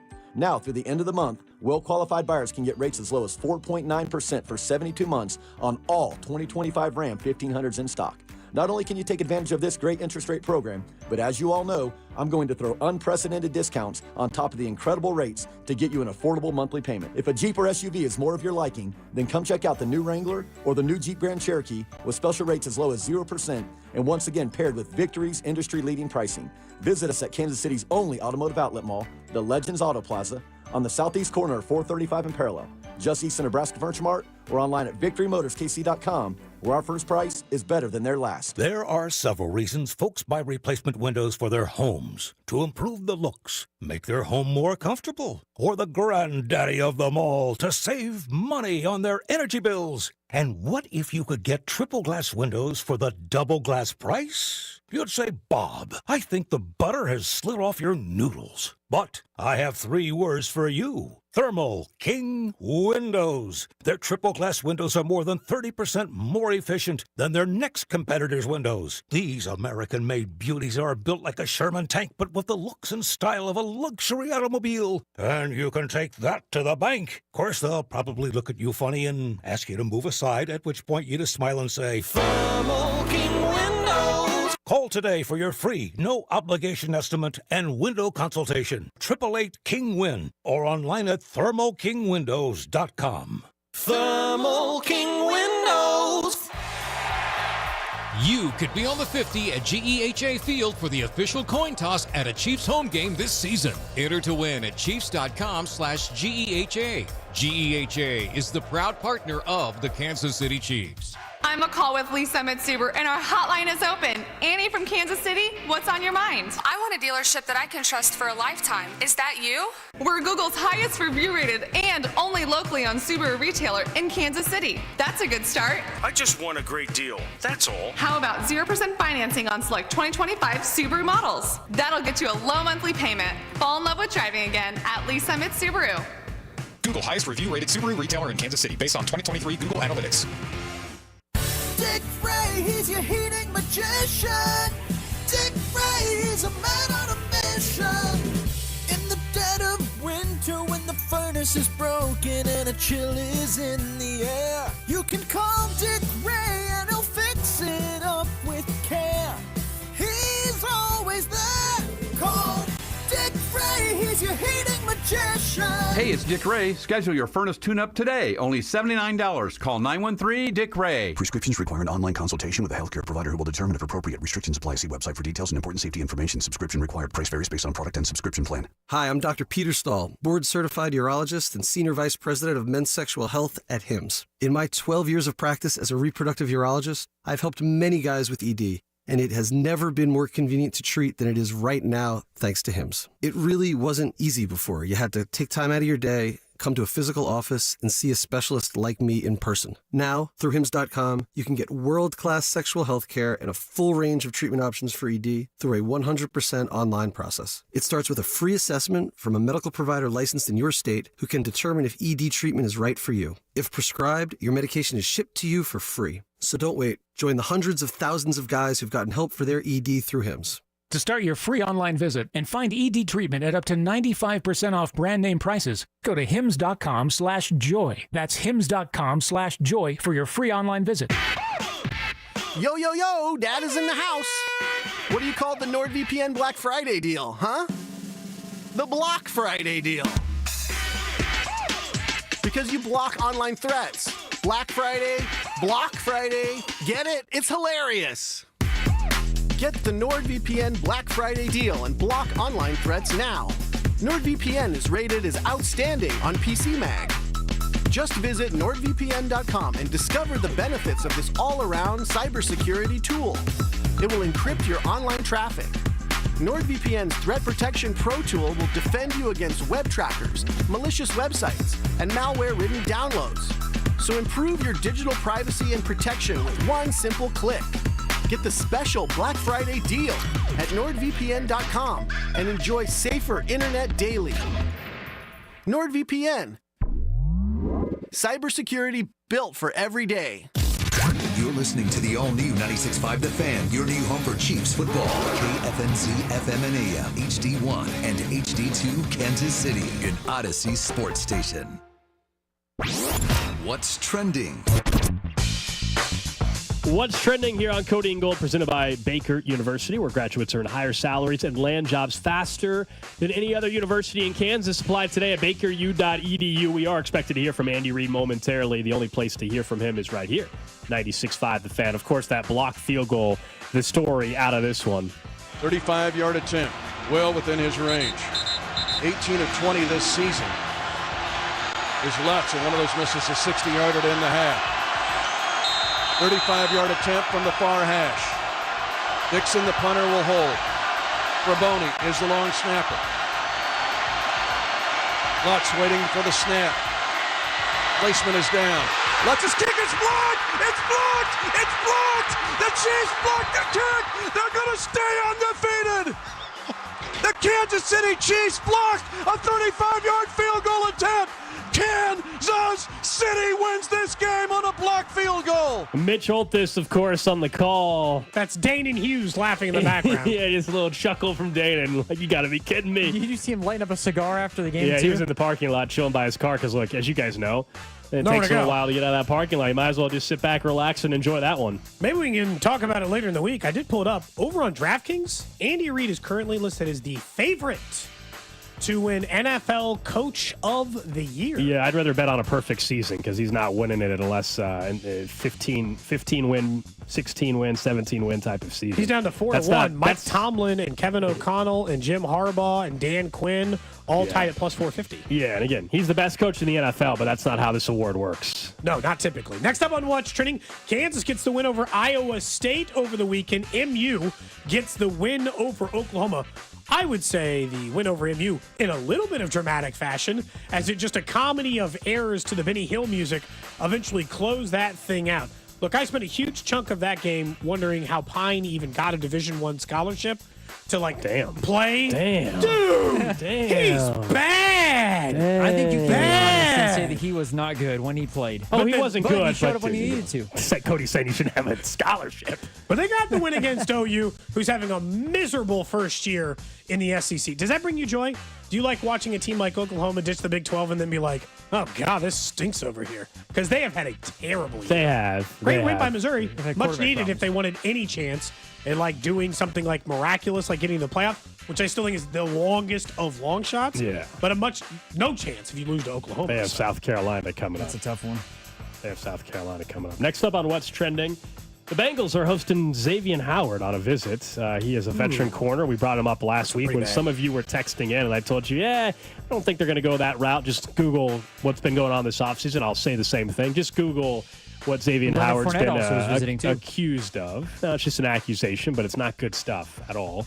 So you can take a look at that. But the Bengals are desperate, obviously. Also, Leonard Fournette possible practice squad addition. They already traded for Khalil Herbert last week to go with Chase Brown with the Zach Moss injury. But there you go.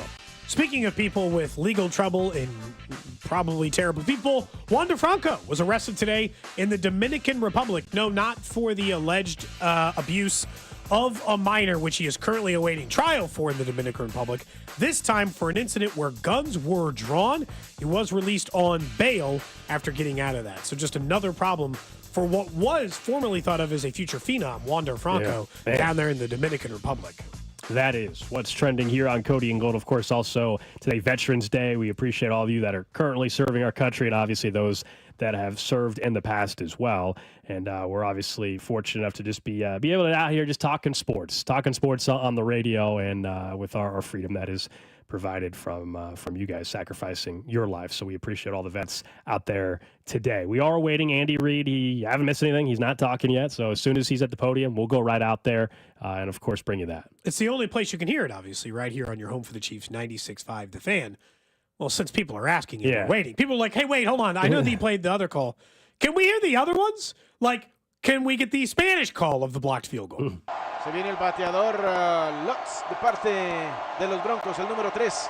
Se acomoda hacia adelante. La patada. ¡Eh! ¡Bloqueo! ¡El bloqueo, Jera! Se bloquea esta jugada. Y Kansas City se lleva la victoria del día de hoy. ¡Hay bloqueo! ¡Los Broncos la fallan! ¡Los Broncos no pueden hacerla! Y los Kansas City Chiefs se llevan la victoria cuando esperábamos un gol de campo. Kansas City y tapa este ovoide y se llevan la victoria por 2 puntos.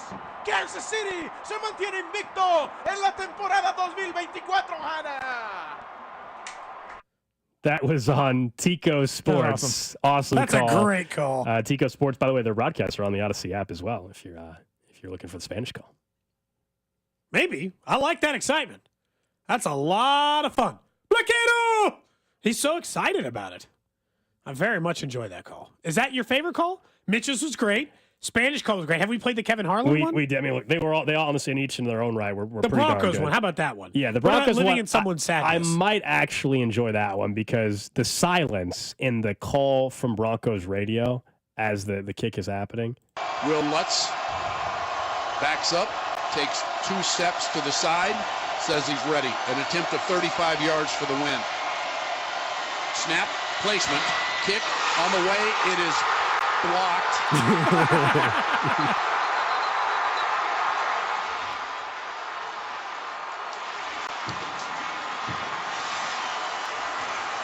I don't even know what to say. I really am at a loss for words. 35-yard field goal blocked with 1 second to go, and Kansas City is going to get out of here with a 16-14 win over the Broncos. He's so sad. Hearts broken in Broncos sad. country, no doubt. Broncos had it all set up for a chip shot field goal. That's Broncos radio, and yes, that is me laughing, taking joy in Broncos pain. Absolutely. Just this. Blocked. Blocked. Blocked. You can almost hear the sigh before, like, blocked. Like, I can't believe I got to go to work the rest of the day. You know, it is like you're just having a bad day and you got to go to, like, because, you know, we show up to work today. Everyone's in a good mood, could have right? been a completely different story Could today. have been a completely different energy this morning. Mm-hmm. And instead, we get blocked. It's blocked. And they got to deal with blocked. Mm-hmm. I like this better. I like that better. I definitely like the enthusiasm. Yeah. I will say, shout out to all the fans for that moment because you can hear, particularly like on Mitch's call when he played it back, there's obviously like some stirring, some noise, but as soon as the block happens, you can just hear like the decibel the level building rise. was the Somebody building texted was about that too. Nuts. Yeah, you were there. Yeah, the building was nuts. I was telling you guys though that there were plenty of people that were leaving the seating area, heading to the concourse and walking out. I thought the game was over. So some of them heard it clearly in the concourse and then probably looked back to see what the heck had happened, or they were already walking out of the stadium. That's got to be the But worst the feeling. atmosphere for a regular season game, for one particular play, that's about as loud as you'll hear. We've obviously heard Arrowhead in a playoff game and Mahomes' run against the Titans and ultimately, game-winning kick from Butker to send him to the Super Bowl. I'm talking about for a regular season game, though, and in a play in which your offense is also not on the field, and it wasn't like a walk-off, touchdown pass, that's as loud as I've heard it. It really is. For that circumstance, I don't think I've heard it louder. In a lot of ways, I think it's because of the deafening silence before it. A lot of times when the defense is on the, it's loud, but everyone's like, we had all conceded the make. Dude, you Sure, would it's a concede. chip shot You're field probably goal. standing. Yeah. I was standing up at the house like, all right, well. Oh, Cody, I was packing my I'm gonna do some laptop other up. stuff. The game was still on. You were packing your laptop up. I was getting my We're all laptop just ready. Other media moving. members Like, were getting ready to. I'm good. Get ready to stand up and head down to the locker room. Yeah, everybody thought it was over. I might have jinxed things in favor of the Chiefs. Of course you did. Because I figured I was like, because Mac, notorious Bo Nix hater, I was like, man. More than me? No. Mac hates Bo Nix. Shout out to Mac. We're going to talk about it on After Hours tomorrow night. There you go. I tweeted at Bob and Dusty. I said, hey, guys, you're going to have to console Mac a little bit regarding Bo Nix. I was like, should I send this? And I was like, it's a 35-yard field goal. I'm going to send it. Sent it. Field goal blocked. I did not delete the tweet. I was like, damn. Okay. People find that after? Oh, yes. I mean, of 35 course. yards. I mean, I sent out the photo of my daughter just holding up a sign that said F word on it, which I told you happened in a board game we were playing when she described that as her favorite bad word. Even though I've never heard her say it, so I don't know how it could be your favorite. Well, we played you. I mean, we had to bleep it, but we played you as we're waiting Andy Reid, by the way. You haven't missed anything. They're just running a little bit late today so far. The only place you can hear from Andy Reid is right here on 96.5 The Fan. But thinking of just yelling and cursing, this was a very popular streamer on YouTube. I think he's like 600,000 followers. And he was watching the Broncos game, and he also had his stream up at the same time. And I believe his name is Brandon Perna. And listen to him lose it as this was going down. Lutz warming up on the sideline. Oh, my God, we're going to upset him. Assuming we can make this kick. Nothing is guaranteed. Please. Oh, God, please. Will Lutz, do not miss this kick. Will Lutz. Oh, I don't even know if I can watch it, guys. Come on, Will. Come on, Will. Come on, Will. Come on, Will. Come on, Will. No! No! No! No! They blocked it! They blocked the kick! Are you kidding me? Oh, what the Oh, my God, no! Oh! I give up. I give up on this sport. What the A blocked 35-yard field goal! Oh, my God, I am done with football. Such a funny way to end it. What's the last Chiefs game that made you feel that way? Not just like it was a lot, like the Bucks Super Bowl didn't play like that. It's a Super Bowl. You're not going to have that It's got to be reaction. like Jamal Charles fumbling in 2015 against the Broncos or something, where you're just like, are you kidding me? I think this is how you're losing. For me, I think it was similar. Fumble. I was in Baltimore. I was the Sunday night game. I was in Baltimore, and Clyde had the fumble. That's where, because I thought we had won the game at that point. So that's probably the last time. You're right, because if you lose in the Super Bowl, you're bummed out. But you're not probably going into a rage of cursing like that if you lose in the Super Bowl. I don't think. I think it's just different too, because like that Super Bowl was a blowout. It's also a block kick. Yeah. I mean, if the Chiefs would have lost, to the 49ers on a block field goal or something, that's what makes it that much worse. But yeah, it was 35 yards too. It wasn't like it was a 50-yard. It was like almost a chip shot. Someone's a D Ford offside. Yeah, but we all knew it was over at that point. But that one, I think, even in the aftermath, was more. I don't know if I was cursing as much as like, oh, we're just never getting back here, because at that point we didn't know that Mahomes was going to go on this run. I thought that was our one chance, right? Like in most of our lifetimes, we hadn't seen the Chiefs in the Super Bowl. So, and depending on your age, and so when D Ford was offside, you thought, oh, well, that was our chance. Guess it's not like that. That was my good answer. That was my reaction. But yeah, I hear Somebody you. said the Colts come back. The Andrew Luck play when he catches, like that, where you're just like, are you kidding me? Yeah. I'm never watching football again. That's actually solid. That feeling. Like, this is also why I feel like if you're a fan of the NFL and you're like tired of the Chiefs, can't you for like a half a second remember all their pain? Like Chiefs fans had to like earn it a little bit, man. It was a long time. You're saying they were due to get Patrick Mahomes eventually. They were due. True, they didn't go to a Super Bowl for 50 years. Yeah. They took one singular first-round quarterback in 30 years, and he was a flameout amongst 72 Hall of Famers in the same draft. They've suffered some ill-timed fate. Even years in which they had maybe, like the year they lost to the Broncos in the postseason in the mid-90s. Those were the two best teams in the NFL, and the entire league knew it.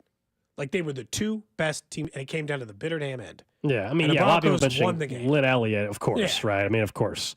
Yeah, that's. I just said the last game. Yeah, not any game. Yeah, the last The most time recent game when you felt like Perna there, where you're just like, are you kidding me? Is this my life? I can't even deal with this. Like, I hope I quit this stupid sport. Because that's the difference between it or the other ones or anything else in between. Oh, what the Oh, he sounded like man. Steve. He sounded like Steve Carell or whatever, in like from in when he's getting waxed in 40-Year-Old Virgin. He's like, Kelly Clarkson, like that. That's he sounds like identical to that. Oh my God! If I were to play the two side by side, I think you guys would. You're just waiting for that. No, please, no. Yeah. You're just Hold waiting my for him to say hand, that. Cal. Yeah. Hold my damn hand, Cal. He's just looking for his buddy in the corner. Yeah.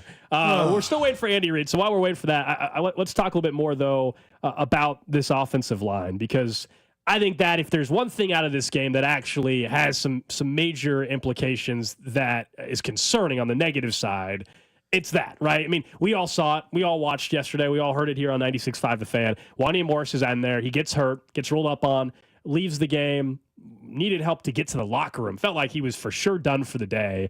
Kingsley Suamataia comes in, and it was about as bad of offensive left tackle play that you'll see in the NFL at this level. It was really bad. It was horrendous. He had no chance. He had no chance. He was getting beat on every snap.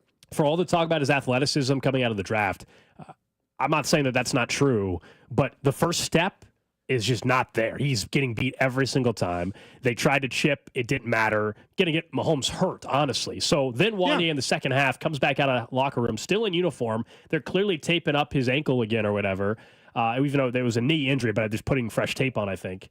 And he comes back in on the final drive, and we saw the difference immediately. And so now the biggest concern for this football team is left tackle. And I'm fine if Wanya's healthy. Fine with him being left tackle. We know it's not top 10 left tackle player or anything like that, but they can win with that. They've won 9 games with that. They can win with that. That's not what's going to stop them. What will stop them, though, Cody, is if Wanya Morris is hurt and Kingsley has to play. He cannot play at this level. Right now, I'm not saying that he can't continue to develop. He can't be the backup But in this season, his rookie year, he cannot play left tackle. For a team going for a three-peat, I'll argue, he can't play left tackle for any team currently as he is performing. And so that's where Donovan Smith, it's a name I didn't think they needed to bring him in the offseason.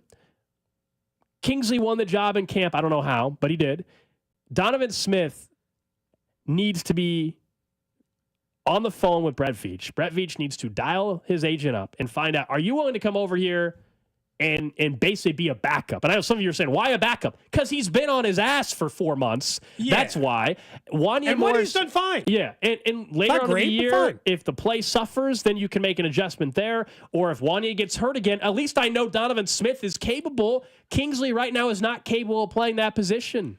I don't know who's available on the street other than Donovan Smith and David Bakhtiari. I'm sure there's some other. But if you have played more than 30 games at left tackle in this league, you would be a safer backup right now than Kingsley. Development is important, right? Like, I just saw the clip from Matt Eberflus, and God knows why he had to be asked this question, that said Caleb Williams will remain our starter. No kidding. I mean, no bleep. Well, yeah. Was there? I'm sorry. Was that up for discussion? The only thing up for debate is when are they firing you, if they're letting you stay the rest of the year or not. So obviously, right?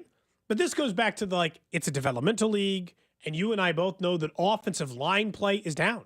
There are less good quality tackles in the NFL than there have ever been, and a lot of people attribute that to what has taken place in the college game and the emphasis on the college game and the ways in which that's changed. It's made these guys less ready to start right away at the NFL level. And we also know that if you want an immediate starter at left tackle in the NFL, you better damn well be picking in the top 15, most likely, if you want to get that.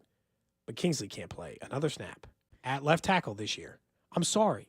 I don't, we all watched that game, right? And I know that's one of the better sack teams in the NFL. They got some good young pass rushers. He was not losing sometimes. He lost every single snap for 2 straight quarters. I've never seen anything like it. It was crazy. It was so, I mean, go ahead, Drew. I was just going to give you some other names. Other than Donovan Smith and Bakhtiari, Charles Leno, Dwayne Brown, Riley Reef. All these are old better guys. backup options. options. Depth pieces. Again, I'm not trying to start them over Wanye either. I'm in the same boat as you. But if you told me Charles Leno will take a backup deal to come on this team, to just stand behind Wanye Morris in case there's a problem and go work out with Andy Reid for 2 weeks until he's in shape. Sign him and put him on the practice squad for a couple weeks. Get him in shape and then go to it. Fine. Have to. And then I'll just pray that Wanye stays healthy enough. And if he's not, then Tooney should start at left tackle until Leno can. Yeah, because the problem with that, then you're weakening your entire left side because he's not going to be as. It was so bad, no choice. I hear you. In game, I wouldn't have mind. I'm saying that's not a season solution. No. That's an in game and a pinch solution because then you're weakening your left guard spot, and you're obviously not going to be left tackle. Joe Tooney's not playing top 10 left tackle. I know he's playing top 10 left guard, but. Yes, it's the concern that you're going to be in an AFC title game and Wanye Morris gets rolled up on and he's out.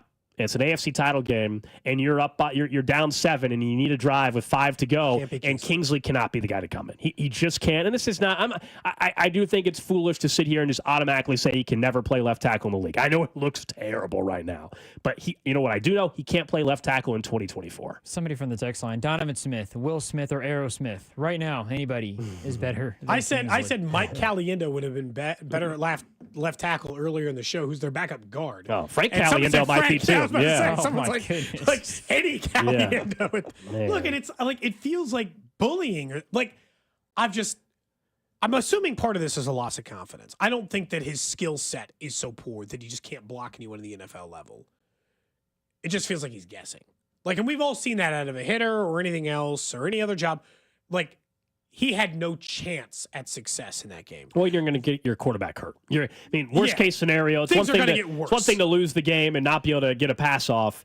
The worry is you're going to get your quarterback knocked out. And that will end your season. I think you can mask left tackle problems with Wanye or bring an event. The one thing we know that will prevent them from winning a Super Bowl and repeating is your quarterback getting hurt. And so that's the biggest reason why, more than anything else, if you're like, why do they need to go make it? Not just the eye test, go make a move. It's not just the eye test.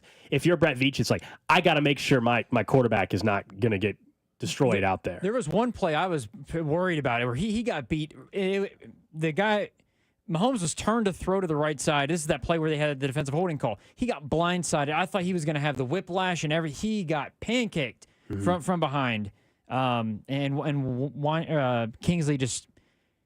It was amazing how he's. I know you mentioned the athleticism that he's got. He got beat. It was in a heartbeat. It wasn't even like he had a chance to even put hands on him. He got beat so bad he couldn't even get hands on him. Yeah, they tried to chip, give him some help. One of the plays, it sounds like Carson Steele messed up on the assignment to help, but still. Like he let him go because Steele was supposed to be there. Correct. That one might not have actually been on Kingsley, but makes you appreciate Wanye Morris. Nobody's saying he's playing top 10 left tackle, but I think we can. The gap is unbelievable between those two. So we'll see what they do. I mean, this week, could they can you at least bring somebody in for a workout? Let's see what. If a kicker missed 7 straight kicks, you'd at least bring someone in to take a look. I mean, unless Donovan Smith has just been sitting on his rear eating buckets of KFC chicken every Sunday, I'm pretty sure he's at least in shape after a couple weeks to get ready to roll. But again, all you're asking him to do is be the backup. That's it. Be a backup. I know you know the system. Get back in true football shape for a couple weeks. If Wanye's play were to really suffer, then you could even supplant him. But for now, I just need you as my security blanket. Donovan Smith, how would you like to make another $700,000 the rest of the year and get another ring? How about that? You want to make another $500K and come in the rest of the way? And just lift some weights occasionally?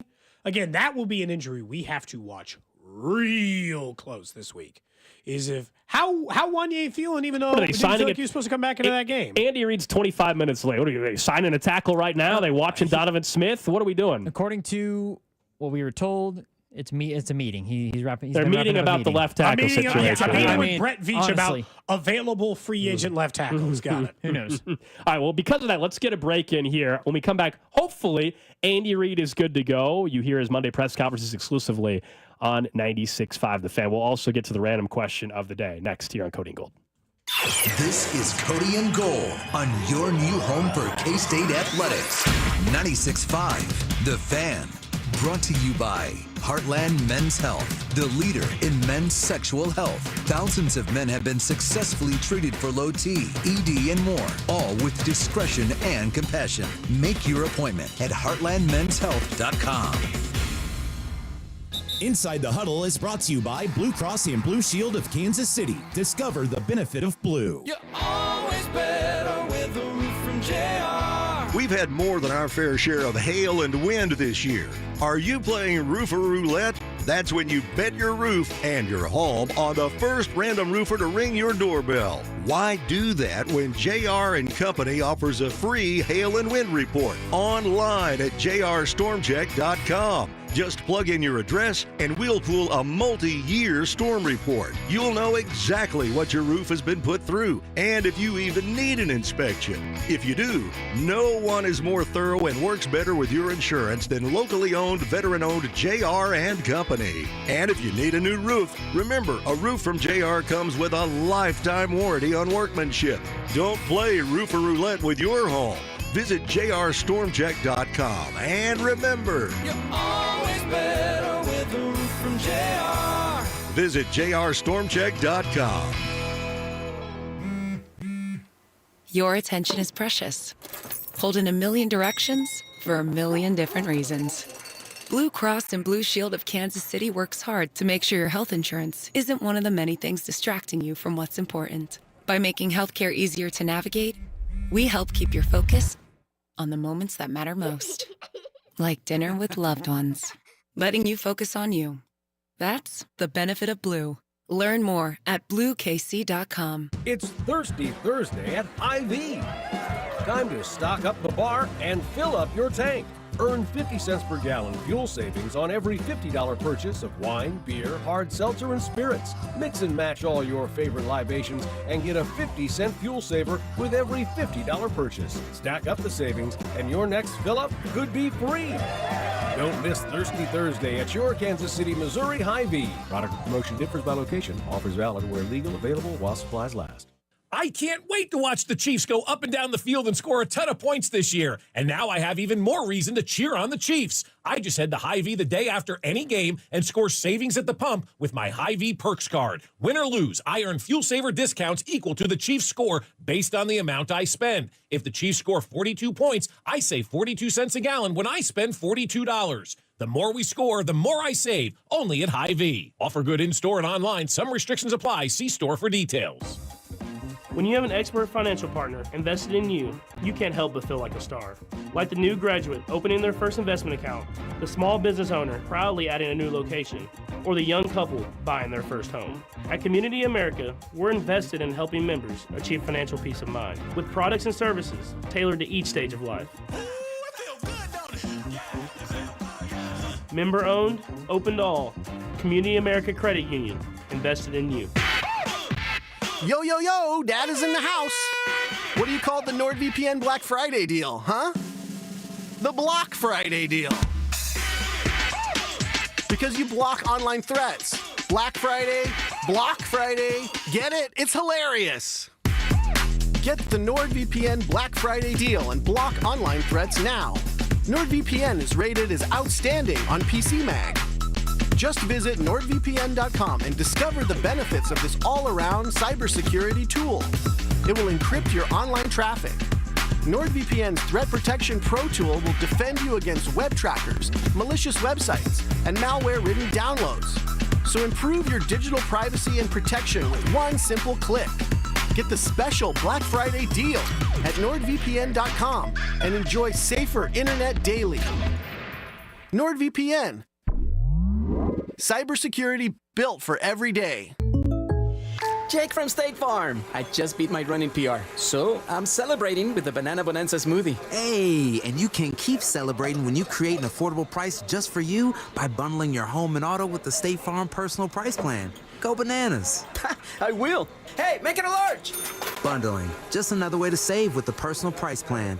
Like a good neighbor, State Farm is there. Prices are based on rating plans that vary by state. Coverage options are selected by the customer. Availability, amount of discounts and savings, and eligibility vary by state. This is the story of the one. As a maintenance specialist for university housing, he knows college students can major in wear and tear. Plus, housing so many students doesn't leave a lot of room to house all the supplies he needs. That's where Grainger comes in. With over 1 million industrial-grade products and fast, dependable delivery, Grainger carries the quality products he needs so he doesn't have to. From a new door hinge to a whole new faucet. Call, click Grainger.com, or just stop by. Grainger, for the ones who get it done. At the UPS Store, we know being a small business owner means holiday time is still go time. Still get those orders shipped time. And still re-up on stamps and supplies time. That's why this upcoming holiday, while others close up shop, we'll be open. And happy to help you keep being unstoppable. Come into your local store today. Most locations are independently owned. Product services, pricing, and hours of operation may vary. See Center for details. The UPS Store. Be unstoppable. Prescriptions require an online consultation with a healthcare provider who will determine if appropriate. Restrictions apply. See website for details and important safety information. Subscription required. Price varies based on product and subscription plan. Hi, I'm Dr. Peter Stahl, board-certified urologist and senior vice president of men's sexual health at HIMSS. I've helped many guys with ED in my 12 years of practice. But now you can get world-class care for ED 100% online by going to hims.com. So what are you waiting for? To start your free online visit and find ED treatment at up to 95% off brand name prices, go to hims.com/joy. O'Reilly! You've got questions? O'Reilly Auto Parts has answers. Need a pro you can trust? We've got that too. No matter what you need, our professional parts people have the training and expertise to help you do things right. Deep automotive knowledge. Just one part that makes O'Reilly stand apart. The professional parts people. O'Reilly Auto Parts. You're listening to 96.5 The Fan from the Mission Plumbing, Heating, and Cooling Studios.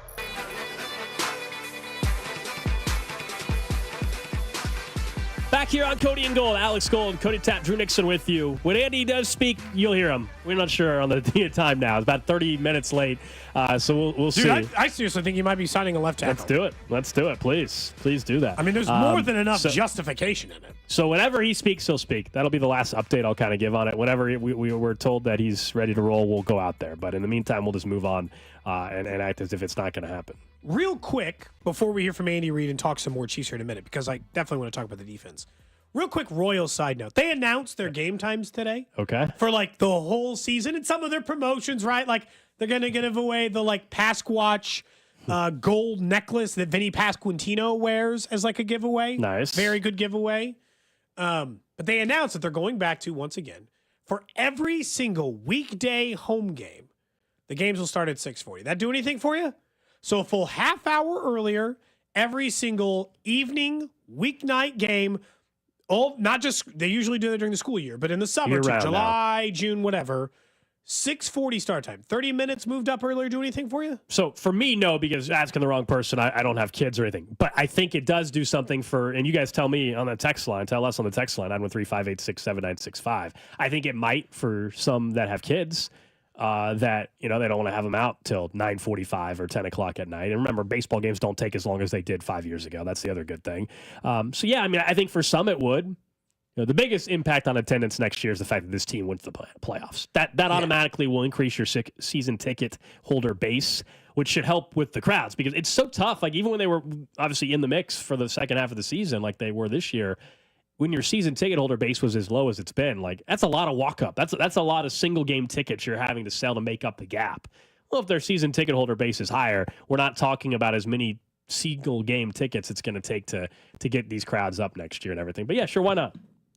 I think it's good. I think it's good if you have kids. For me, it's not going to probably change anything. If I'm going to go, I'm going to go. But I totally get it for a lot of people listening that have children. Yeah, the first text from the 816 for everyone with kids. This rocks. Yeah. Based on the Royals' average length of game time, that would mean you would be getting out of the stadium, like you'd be walking out the stadium, game complete on average, 9:11, like 9:12. You'd be quarter after 9. You'd be done.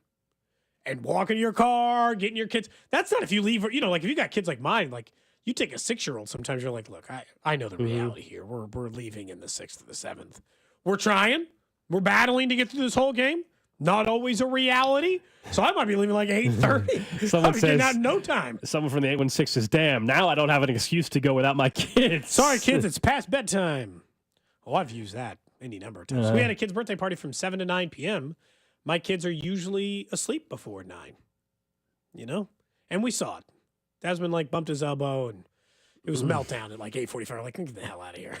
Like, he ain't making it. Just load them up, more Dippin' Dots. That always works, right? I mean, it doesn't hurt.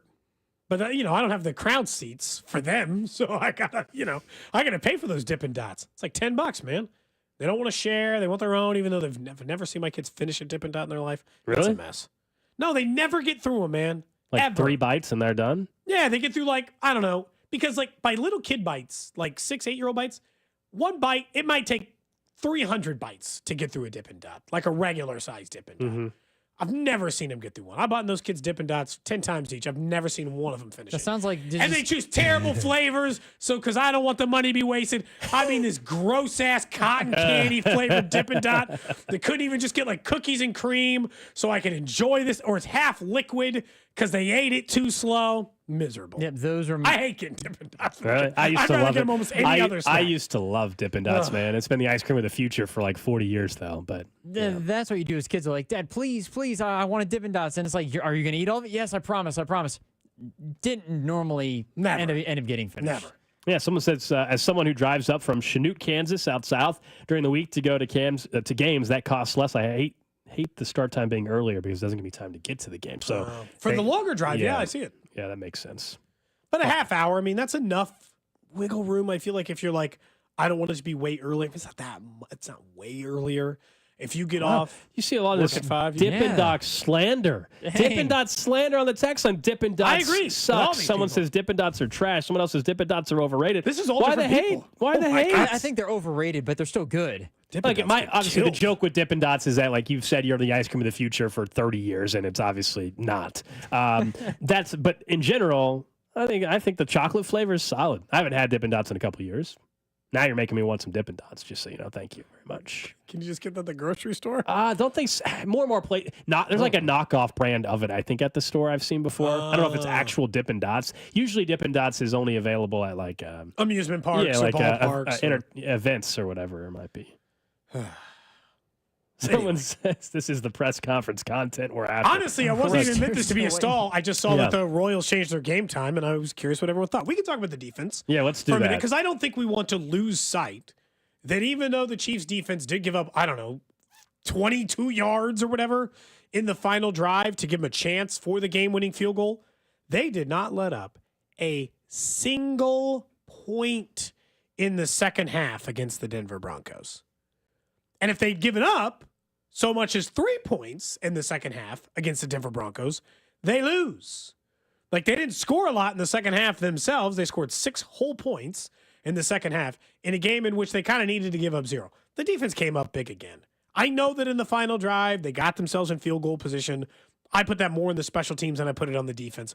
What more can you ask for them other than, I'd say, Trent McDuffie had a bad game. Yeah, that was unusual performance from him. I'm sure he would be the first one to admit that wasn't his best game.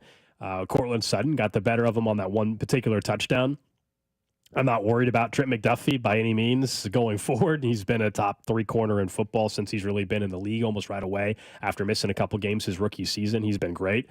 I think the feeling around the defense is just because on the last drive until the field goal block, the Broncos were able to move down the field. But let's also acknowledge they started at their own 40 because the mistake that Butker made on the kickoff. Standing on second base to start the thing, essentially. Early in the game, when Spags was dialing up blitzes, they got after Bo Nix, Najee Johnson, who we haven't probably given enough love to today. He played really well. He was really good fresh off the coming off the concussion list. He's back after missing a game or two. He was really solid. That actually long-term might be a better thing. Yeah, McDuffie, I'm not worried about where he's at, but Najee Johnson coming back after seeing what the drop-off was after Najee Johnson, to have him back in the fold was actually really impressive. And you can say, what's the wide receiver core look like that he was matched up with?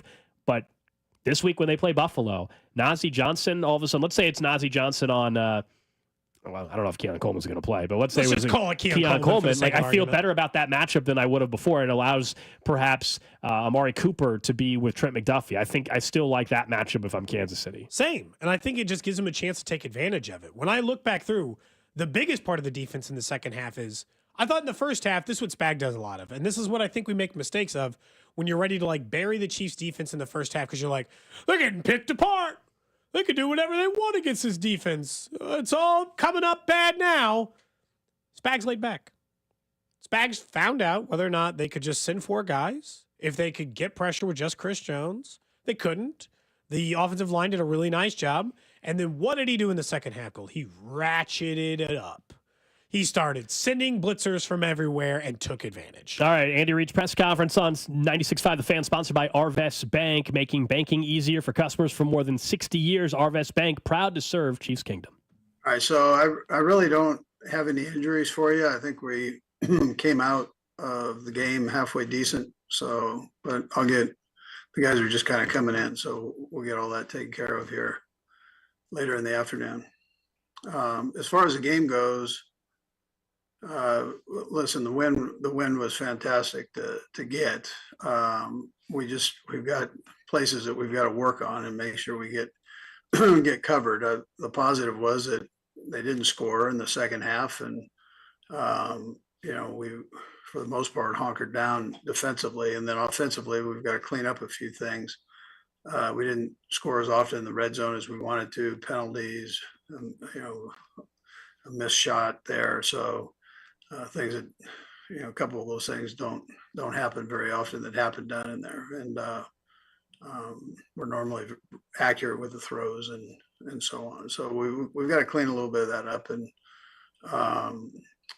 but again, playing a good football team, they've got both of their fronts are strong, and we were tested in a couple spots, and it'll help us grow is what it'll help us do. And in particular at that tackle position, we were young at the left tackle spot. We'll keep getting better as we go and experience some of these things.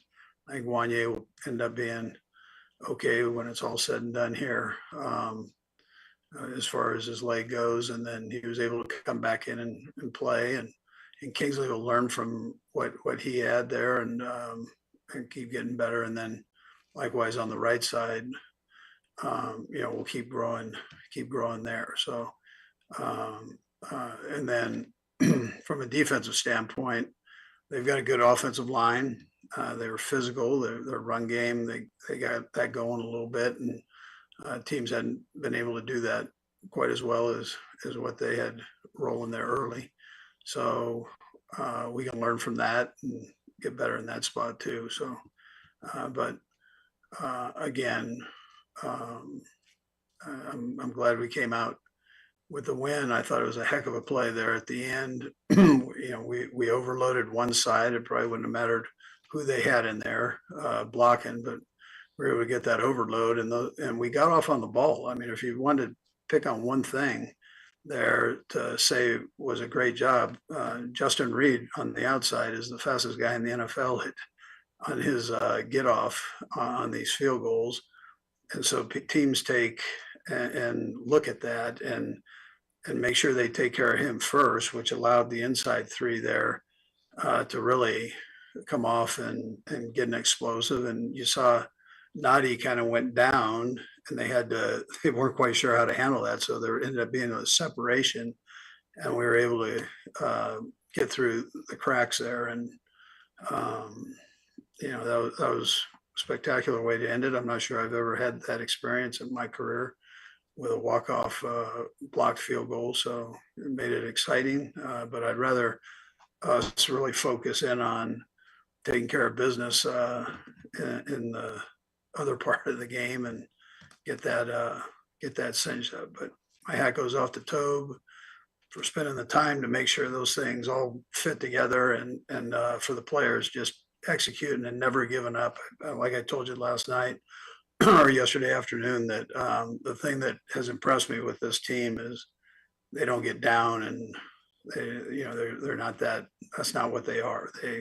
They battle through stuff and and if somebody's not doing well, they try to pick them up and do well in their area. And,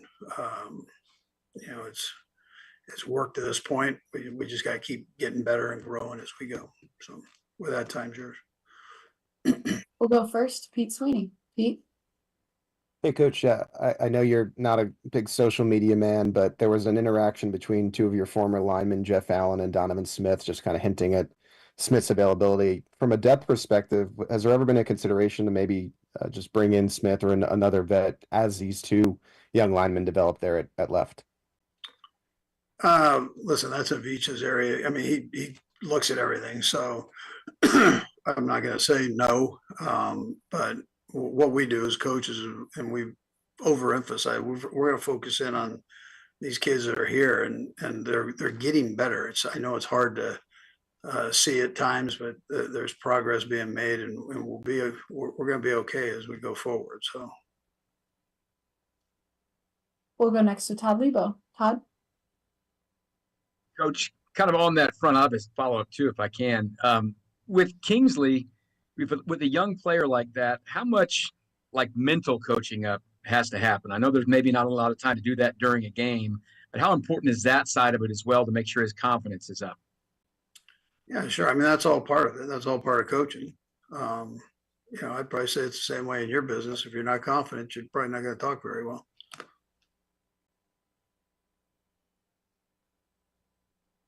You're muted there, Todd. On the block field goal again, with the work that you guys put into it and all the work that Dave does with this, how much support comes from the top down to you to make that a really important part of what you guys do all the time? And I know everyone works on things, but it seems like there's a really special emphasis on all the little things with you guys. Yeah, I mean, the details of it become important. The players want that. They want you to detail it up for them. It helps them even more be able to show what their talents are.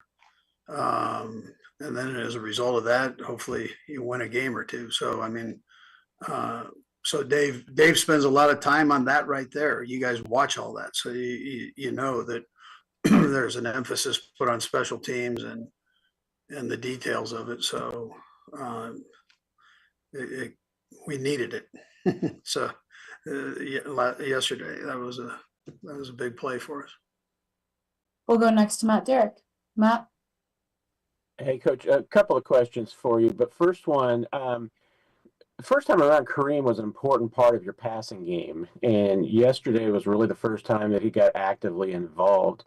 Is there a focus going forward on trying to incorporate him more into the passing game and getting him some opportunities, kind of maybe take the load off a little bit in the backfield and just mix things up? Yeah, well, we think touches for him end up being important, whether he's carrying it or he's a good football player. So you want to have him have an opportunity to show off those talents, and he's always been a good receiver. We weren't getting as much out of the run game as we wanted to, and so we started throwing it a little bit more, and he became an important part of that. And certainly Monday night against the Bucs was a very physical game, and I know you had kind of a lighter practice week, especially Thursday, and kind of managing that. Now another pretty physical game. How do you really try to manage the workload, and do you kind of anticipate maybe the same thing this week to try and just get as much rest and recuperation for these guys? Yeah, it's not as much maybe the physical part as it is the time in between games. So that's what you're managing, and that then it comes down to how the guys are feeling. So because of the short week, so that's the way we did it last week. This is a normal week, so it's not going to be quite like that. It'll be a normal week of practice, but Matt, in this league, every game is physical. I mean, the parity in this league is crazy right now. You just check out some of these scores and you go, "Damn, it's nuts." So there's any given Sunday. Well, I mean, it's no more important than that is right now in this league. You better be on your A game every week. We have three more for you, Coach. We'll go first to Adam Teicher. Hey, Andy. I was wondering about three guys in particular, Pacheco, Juju, and Omenihu. Any chance any or all of those guys come back to practice this week? And Kelsey, I'll have a second question as well. Excuse me. I think they're all close. I would probably tell you Juju closer than the other two, but I would tell you that, we might have them out there. We'll just see how it goes here today and tomorrow. They're very close, all three of them. Okay. And normally when you think of a team that's undefeated at this point of the season, you think of a team that's strong on one side of the ball or the other or both, or there's been maybe a few blowouts along the way. I don't know that your team really fits into that category yet. Here you are 9-0. How do you explain how you've been able to get to this point here? Yeah, well, yesterday, I mean, that was probably the epitome of it. I'm coming down to that last second deal. So literally block, but we've been given opportunities and we've taken advantage of them, and then we've made a few opportunities ourselves. So with some good plays, and they you probably say that they outplayed us yesterday, and then they end up not winning the game. So, but you see that throughout the league. I mean, you just saw the Lions game last night, 5 turnovers, 5 interceptions, or whatever it was, and they find a way to win the game. So, guys, you give credit to your locker room and your coaches, and just for being mentally tough and sticking with it. We'll go next to Nick Jacobs. Nick? Yeah, Andy, my question for you with Patrick and Xavier on the deep passes, is it just a matter of them getting enough reps over time in game situations, or what is it to where they'll be able to get that connection down the road when it's needed most? Yeah, they've had a couple of them. We just got to keep it a little bit more consistent. So, Nick, they'll keep working on it. They spend time working on it, and we'll just keep it going. And, those things, they'll come eventually here as we go with a little bit more consistency. Our last one here, we'll go to Sam McDowell. Sam? Hey, Andy, just wanted to ask you about the fourth down in the first half and also maybe at the end of the game. Can you kind of go into the thinking on both of those? Yeah. We had the fourth down on the dive play. I thought it was important that we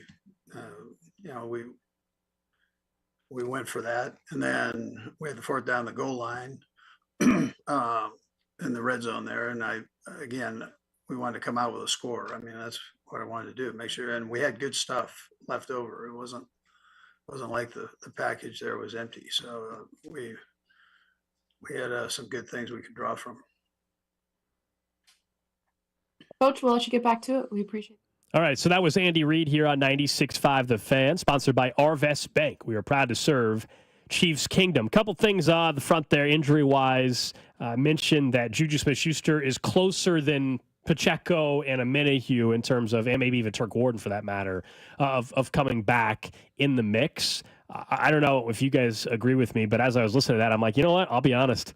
As far as Pacheco and Omenihu, I'd rather them come back if they got to play the Bills in the playoffs. Like you don't need them back this week. I don't Didn't want, sound like they were coming back this week anyway, no, but I don't want the Bills facing the Chiefs at quote unquote full strength this weekend. No, interesting. No, the only argument I would have against that is win this game and you're the 1 seed. I hear you. Yeah, I mean, but if you play the Bills, not 100%, but like damn near. But if I play the Bills in the AFC title game, I want them to. How are they going to utilize Kareem Hunt and Pacheco at the same time? How are they going to utilize Omenihu on this defensive line? That's what I mean. Playing the long game a little bit, but I would take the trade off, thinking that at full strength you're getting Buffalo, then you're the heavy favorite to be the 1 seed. Andy will figure out some other way to trick him. He described it pretty much this way: Juju Smith-Schuster is the closest, and they didn't put him on the IR. This would be week 4. Mm-hmm. If he can't return by this week, they made a mistake. They should have put him on the injured reserve list, so they could have had some other guy working up. I know. They won games while I was gone. I don't know if it really is a mistake. It's a small thing, but you should have just put him on IR and moved on. Second, it sounds like, is Pacheco, which I would have thought maybe it was the reverse, and then Omenihu will be the third most likely guy to come back, at least according to Andy Reid there. I will say, when he got asked about backup left tackle. Yeah. From our friend Pete. When he got asked about it, he's like, hey, so Donovan Smith's joking about it on, Twitter. And he was like, well, that Brett Veach's department. It's not like I would say no. What was that? Rewind there real quick. What did you say about that? Yeah, he said, I would not say no. Quote, that's Brett Veach's area, but I'm not going to say no to Donovan, basically questioning about Donovan Smith's availability. The young guys are learning and getting better. Yeah, no need to slam the door on that, and he certainly did not. I mean, that's what the meeting was about. That's why he was late. Might be. Look, they also have a ton of meetings, but in all seriousness, either way, they should be talking, and I think they clearly have at some point in time, about what they need to do, because Wanya Morris can be your starter, but you cannot have Kingsley as your backup in 2024. You got to have a better option. So, yeah, Donovan Smith is the one that makes the most sense. You already know it works, and he's already familiar with how Mahomes likes his left tackles to play. All of that is true. So we'll see. I mean, I think you're playing with fire now if you don't have a different individual backing up Wanya, given what we have seen Kingsley is at this point as an NFL player. I think it would be – we talked about this with wide receiver. This is in the same vein as me as DeAndre Hopkins. Continuing the rest of the season without a backup left tackle that is not Kingsley Suamataia is malpractice. The same as I had said, if you continue the season without adding another wide receiver, then you are asking to fail. Now, the only difference is starter versus backup, which means there's still a world in which Wanya Morris does not miss another single snap for the rest of the season. I would say that is a very optimistic world, and maybe a little too pie in the sky for a team to operate under. Anybody. Every once in a while, I think this is a criticized statement, as in, I don't mean it. I mean it.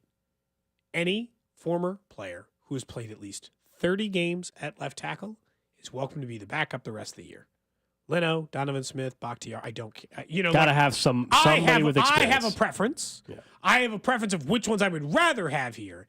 Any experienced left tackle should get signed to the practice squad today to be the safety net for Wanya Morris. Right. Yeah, and you can have a conversation in the offseason about what the hell do you do at left tackle long term. That's an offseason conversation. Clearly, you either have remarkable developmental improvement or you're going to have to make a veteran trade in the offseason like they did with Orlando Brown a couple years ago, or you're going to have to trade up in the draft because they don't have a long-term answer at left tackle currently. Kingsley, it's not like his career is over. That'd be ridiculous to say after halfway through his rookie year.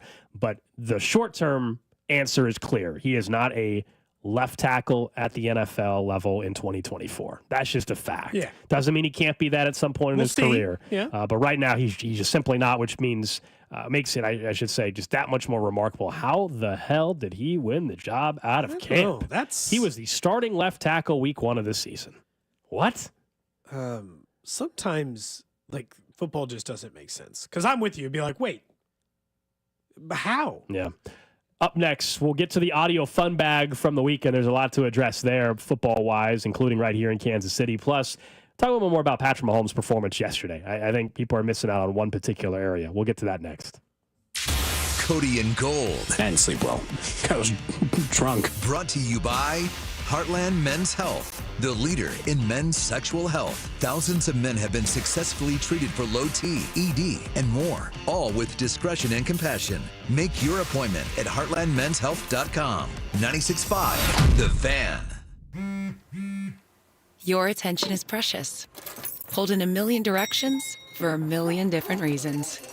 Blue Cross and Blue Shield of Kansas City works hard to make sure your health insurance isn't one of the many things distracting you from what's important. By making healthcare easier to navigate, we help keep your focus on the moments that matter most. Like dinner with loved ones. Letting you focus on you. That's the benefit of Blue. Learn more at BlueKC.com. Attention veterans and active military. Overhead Door Company of Kansas City is doubling their usual veterans discount on all products and services in November. This means veterans and active military get 10% off all month at Overhead Door Company of Kansas City. Choose a new garage door opener, or any service or repair and save 10%. Schedule a free in-home estimate for your new garage door, or schedule your annual garage door tune-up before winter really sets in.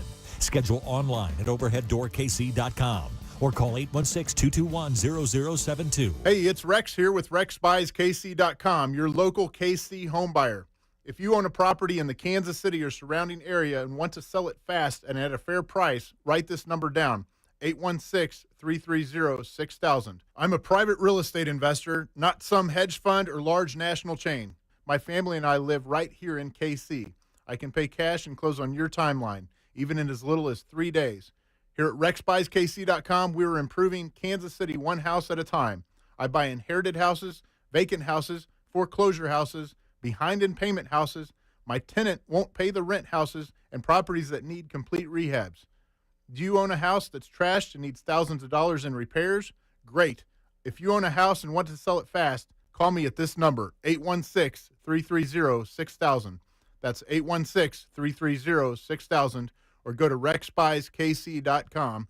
That's RexBuysKC.com, and I look forward to working with you. I'm Mitch Holtish, voice of the Chiefs. Everyone develops cataracts naturally as they get older. When your vision is affected by cataracts, you should see my doctor, Dr. Steven Silverstein at Silverstein Eye Centers. Dr. Silverstein is a world-renowned cataract surgeon who performs life-changing laser-assisted cataract surgery with premium lens implants to correct your vision up close and far away. Trust my eye doctor, Dr. Steven Silverstein, Silverstein Eye Centers, 816-358-3600 to schedule an appointment. Here's another great reason to use the United States Postal Service this season. When sending a package, why venture outside? Ship with USPS for a true holiday ride. Want to stay cozy and warm? There's no need to roam. With free package pickup and labels printed from home. We have over 600,000 employees always in motion. And before you know it, your gift has delivered emotion. Spread the holiday joy this season with USPS's Enhanced Network. Learn more at USPS.com/holidayride. I'm McCall with Lee Summit Subaru, and our hotline is open. Annie from Kansas City, what's on your mind? I want a dealership that I can trust for a lifetime. Is that you?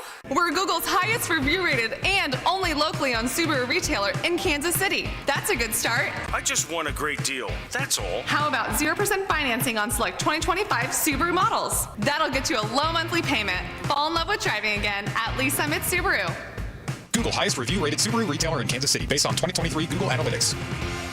Hi, I'm Kim Myers, owner of Top Notch Heating, Cooling, and Plumbing. We'd love to help with your plumbing emergencies, but the best way to ward off those expensive repairs is to schedule a $74 home plumbing inspection. We're still celebrating our 50th anniversary with top-notch deals like cleaning your dusty, moldy ducts for only $4.95. Think your furnace won't make it through the winter? Save thousands on a new Daikin system. Go to topnotchheatingandair.com for details. Thanks, and have a top-notch day. At Shane Company, we want you to be the holiday hero. We have so many ways to create unique, fine jewelry gifts. Give a ring or necklace with their favorite gemstone like amethyst or peachy morganite, one to match their eyes, or even pick out their favorite team colors. Customize our North Star charm with the gemstone of your choice for a reminder to follow their own path. Or create a personalized piece with zodiac, birthstone, and diamond letter charms. Visit us in store and shop online at shaneco.com. Shane Company, your friend and jeweler. You hear that? That's the sound of another year counting down. Another year missing your revenue goal. Another year wondering why your marketing isn't more effective. Another year worried about next year. The clock is ticking, but you still have time. Time to contact the experts at Scale Marketing. Scale Marketing is a full-service marketing agency who is expert in lead generation and revenue growth. How expert? Our clients see an average of 20% growth in the first year alone, with sustained growth from there. It's all part of our process. From your traditional marketing to social media to paid search, we'll take a forensic approach, digging deep to find the root problems in your marketing strategy. Then we'll fix them fast. At Scale Marketing, we can't stop the clock, but we can change your company's future. Find out how you can make your marketing budget work harder and drive more revenue. Contact us at scalemarketing.com. That's scalemarketing.com. All right, when it comes to getting life insurance for your family, a lot of excuses can get in the way. But ask yourself this. If something were to happen to me, who would pay the mortgage, the kids' education, and the other bills? Then forget the excuses and check out Ethos Life, the online, easy way to get life insurance in 10 minutes. Ethos has rates that you can afford, like a $500,000 policy for a 40-year-old male starting at $1 a day or $30 a month with a few health questions and no medical exam. Get your free quote right now at checkethos.com. That's checkethos.com. Not available in all states. Rates do vary. Lowe's knows that to win the job, pros need the best prices.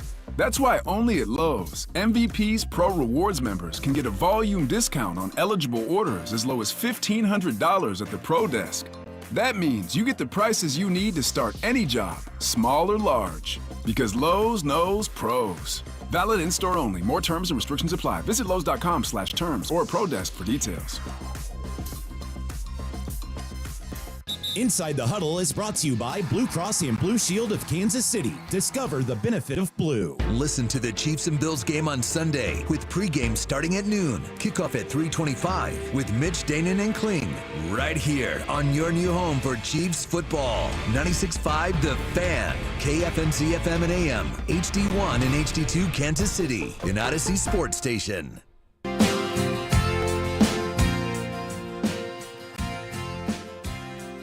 1 o'clock hour here on a Victory Monday in Kansas City. And a happy Veterans Day out there. Thank you to those that are currently serving, those that have served our country as well. Everybody feeling good today. Blocked field goal. Can you, for Veterans Day, can we just, put the blocked field goal sound over, God Bless America or something? We could. Make it super patriotic, Drew. We could, Drew. For, 1:30. Something you normally we come out with what's trending at 1:30, so I can do it now. Natural amounts of America. What would be the best patriotic kind of song underneath? Proud to be an American? As Leo Chanel's going up for a block. That feels I'm sure. What song do you want to pull? By the way, I will say real quick. You pick a song or two. I will say, thinking of while we're on this Born in theme. USA. No, I don't think you want to use that one. It's not. Yeah, that's why. I understand. Yeah. The theming is wrong. Yeah. I'm just talking about that's what it was. Thinking of while we're on talking about appreciating the troops and everything. Yesterday, the flyover, absolutely badass. Normally, I've told you that I'm only a B2 stealth bomber flyover guy, and I say, give me the stealth every time. But the flyover, and I apologize, I don't remember exactly where they were out of. I'm assuming Whiteman, but I could be wrong. That's usually where the stealth is out of. But this was they had helicopters, but somebody that's in the armed forces can tell me, because I'm an idiot when it comes to this. I have no idea what the exact equipment was, but one of the, I'll say helicopter for my naive commentary on this. One of them looked like almost a giant drone. It was almost just hovering over Arrowhead. And we're in the press box, and so we're eye level with the pilot. I mean, it was badass. And they just slowly. Weird. There was a helicopter, but looked like a drone. I don't know. Someone that was there can tell me. If you were there, you know what I'm talking about. It was one of the cooler flyovers I've seen at Arrowhead in a while. Huh? Big fan. Okay. Big fan. Everybody loves a good flyover. I do. You let me know when you got that music ready, Drew. I got the play. It is ready. Okay, so I've got the Mitch Holtis call. Okay. Does that seem fair? Go All right, for so it. fire up that music, and then I'll play the play behind it.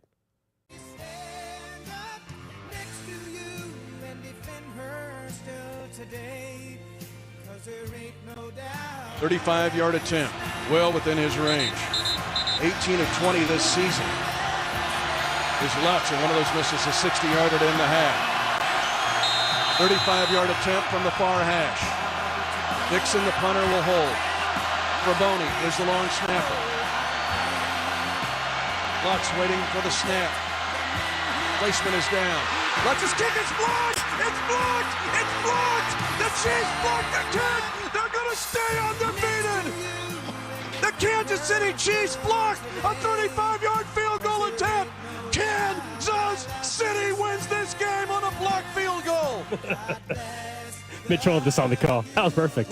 By the way, a lot of people texting in. V22 Osprey out of Miramar, California. Got 20 texts.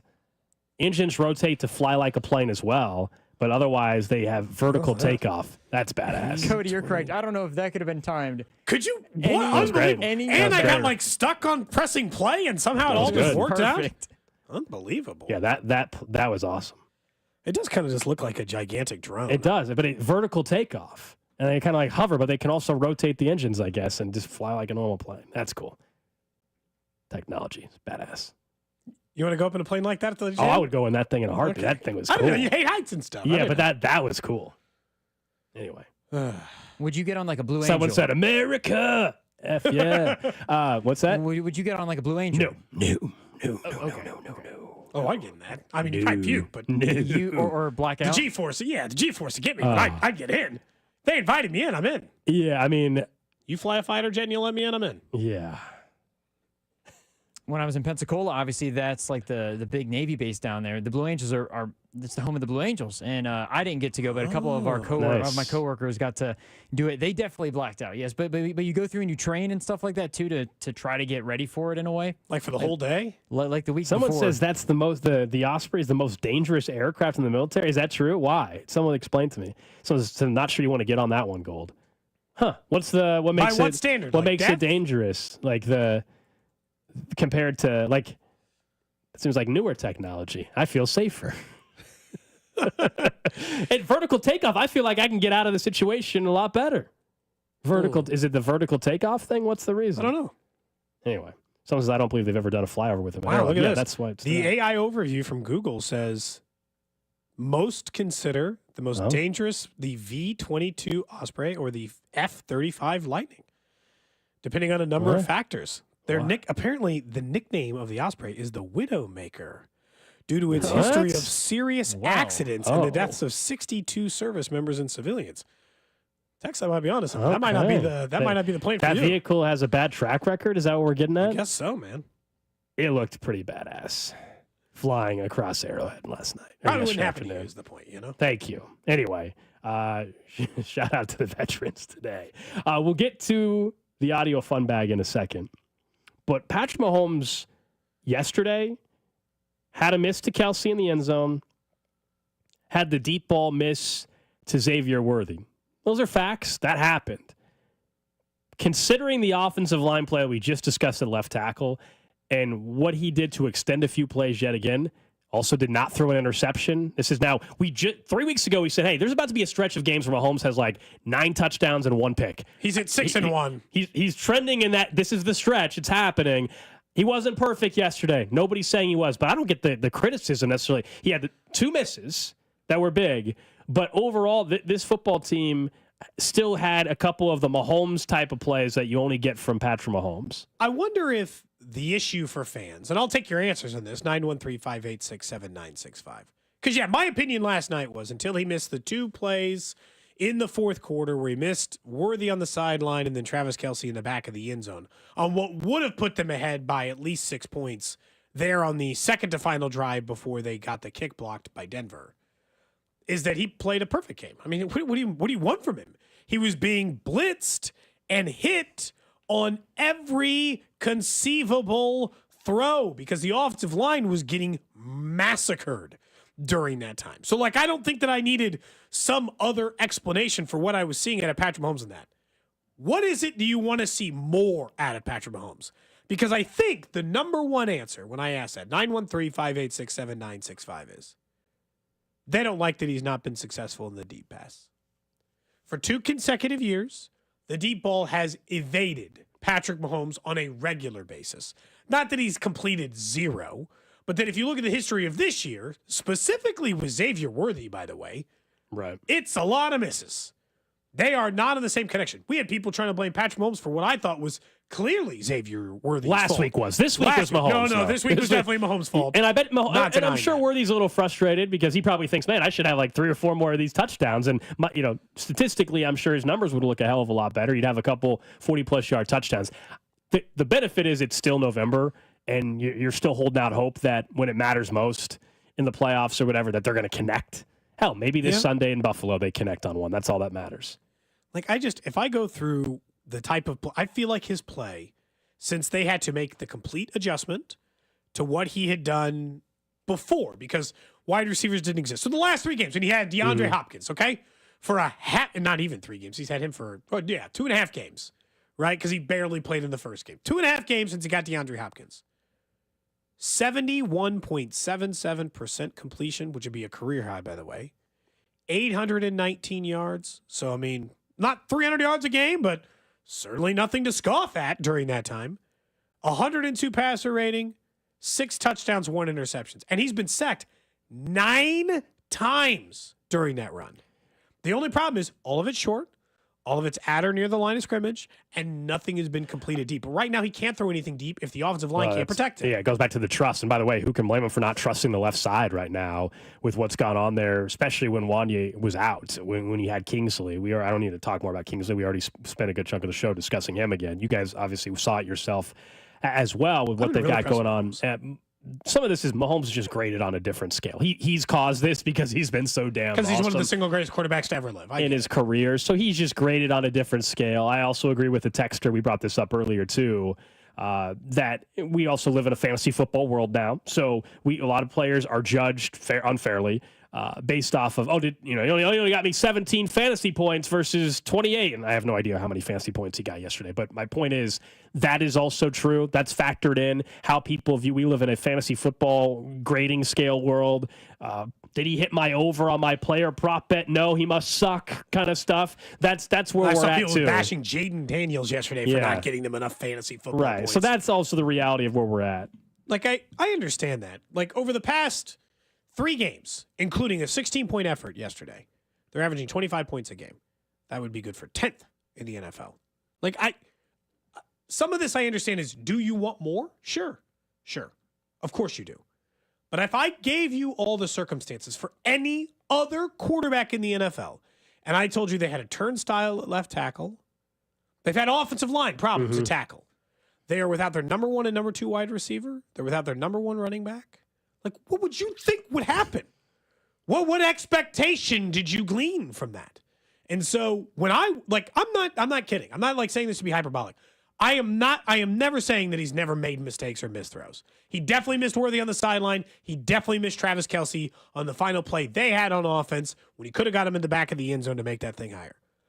Not kidding. Up until that point, I thought, up until that missed throw by Worthy, I dead serious thought Patrick Mahomes was basically playing a perfect football game. Considering the circumstances in that game, I thought he played nearly perfect. He was hitting players in stride. He was hitting every throw. He was making some sacks turn into not sacks. He was converting long third downs. I didn't even know. I couldn't ask for anything more up until he missed the Worthy throw. I didn't think he had made a mistake. I'm surprised to find out that part of this is like, he's not the same player today when I'm like, I just don't think that's the case. I think that he's just a victim of some of his circumstances. And yeah, I do think he's got to get better at the deep ball. I don't know how he does that in a regular season. He could throw some better deep balls. Not arguing that. That has definitively been his issue this year and was an issue last year. But maybe that, I don't know. I just feel like that'll come with time. I'm not so sure that you can actually criticize him in the way that, Cody, you're saying people do until he has the full plate of wide receivers. If everybody's healthy and you have Rashee Rice and you have Hollywood Brown and if everybody's there and it's still going like this, then maybe there's more criticism that's there. But again, last year and this year, he hasn't had that, and they've still been winning. So you're, like you said, you're a victim of the circumstances. You can only play so well and only rely on your team so much when they're as depleted as they are in certain areas. Funny, this is like a great example of this. If you just want to say like, hey, take away your Chiefs glasses because that's the team you watch. The exact same thing is happening to C.J. Stroud. He is being unfairly, I think, ridiculed in Houston. Now, last night's game is a particularly bad example because they blew it. But he's been without Nico Collins. He's had other injuries at wide receiver, and his offensive line stinks. And shocker, C.J. Stroud, who had the single greatest season a rookie quarterback has ever had in the NFL, looks a lot more human. Why? Why do you think that is? Right, but there are also circumstances. There are, but that also speaks to, again, I still say to Mahomes, because Mahomes typically elevates. C.J. Stroud, I think, has failed to elevate guys around him. Yes, he's been hit with some circumstances. He hasn't elevated guys around him. The rest of his team haven't elevated their game, and that's why they're a 6-win team, not a 9-win football team. Yeah, sure. Not a 7-win football team. They should have won that game last night against Detroit. Your defense forces 5 interceptions. You got to find a way to make it happen. I'm sorry. You know what I mean? Whereas like the Chiefs Chiefs make it happen, whether it's a field goal block or otherwise. Thinking of that while we were talking here, Chiefs sent out an email that tickets for potential postseason games set to go on sale Wednesday.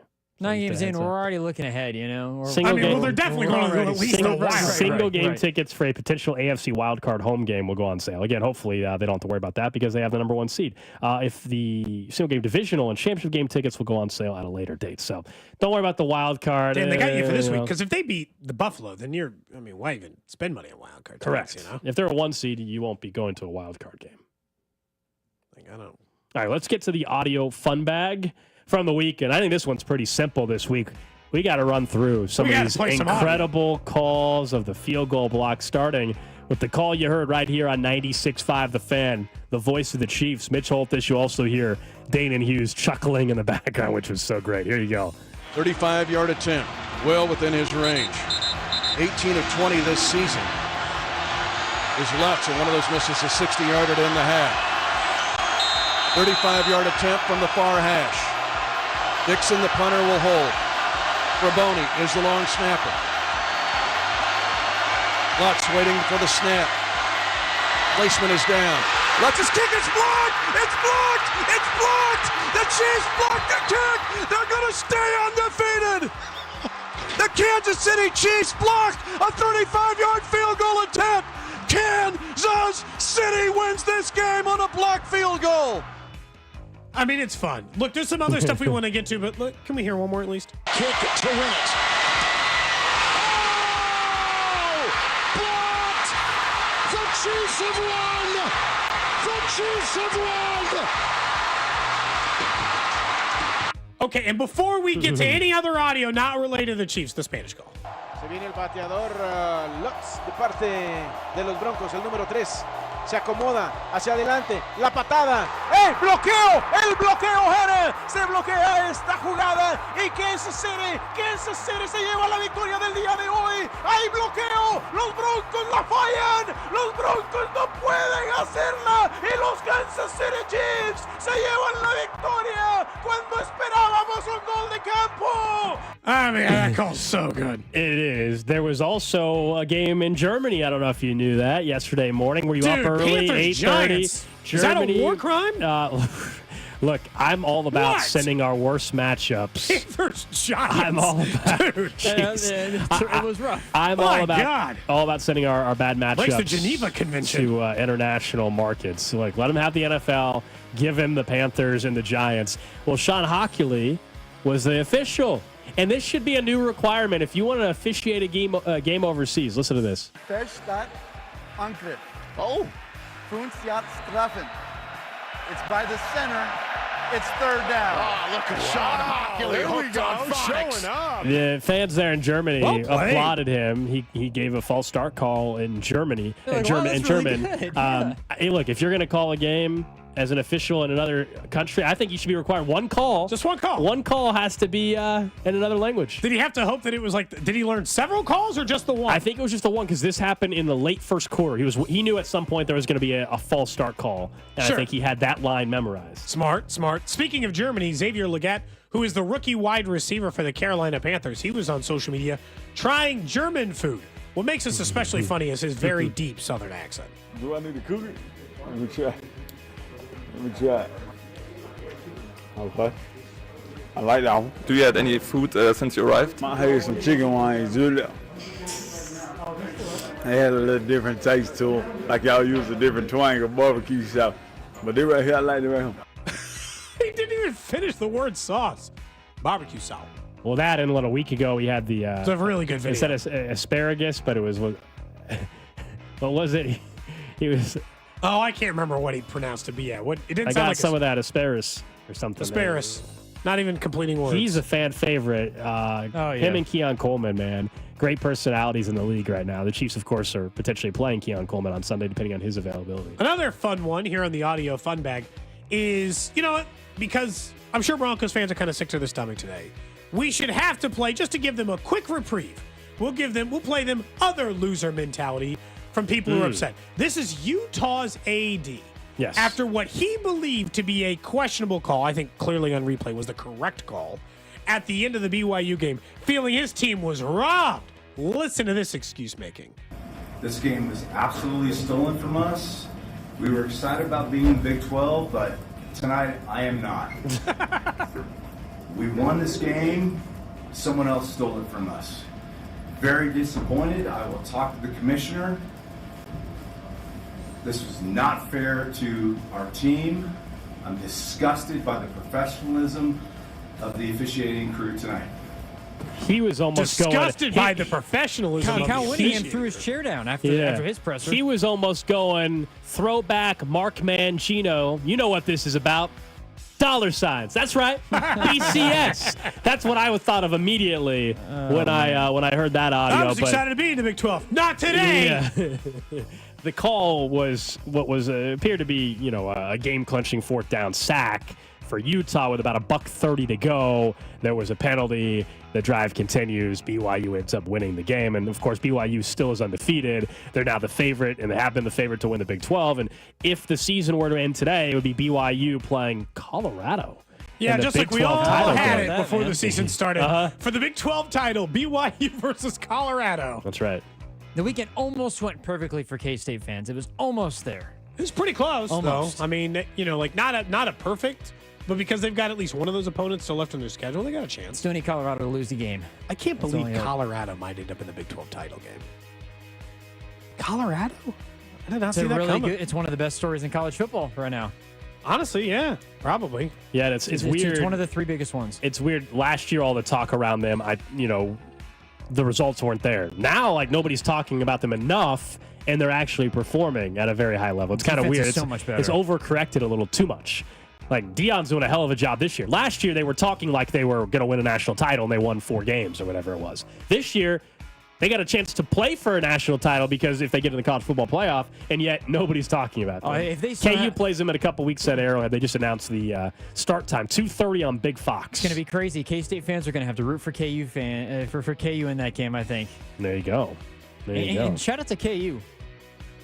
That was KU against Iowa State. Man. That was the KU team people thought they were going to be much of the year. It was. Yeah, that looked like the 9-win Kansas team we were expecting to play in a good bowl game. Yeah, thanks to the Iowa State fans that came down to the Kansas City area and spent money to watch their team lose. Appreciate that. Thank you.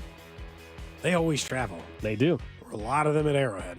That is the audio fun bag for the weekend. Up next, we'll get to what's trending, get you caught up on what's going on, a couple of visits for veteran players in the NFL. None to Kansas City today, but in Cincinnati and a few other markets, we'll get to that. And talk a little bit early on reaction to the Buffalo Bills and where things stand, knowing that this is a huge game week coming up.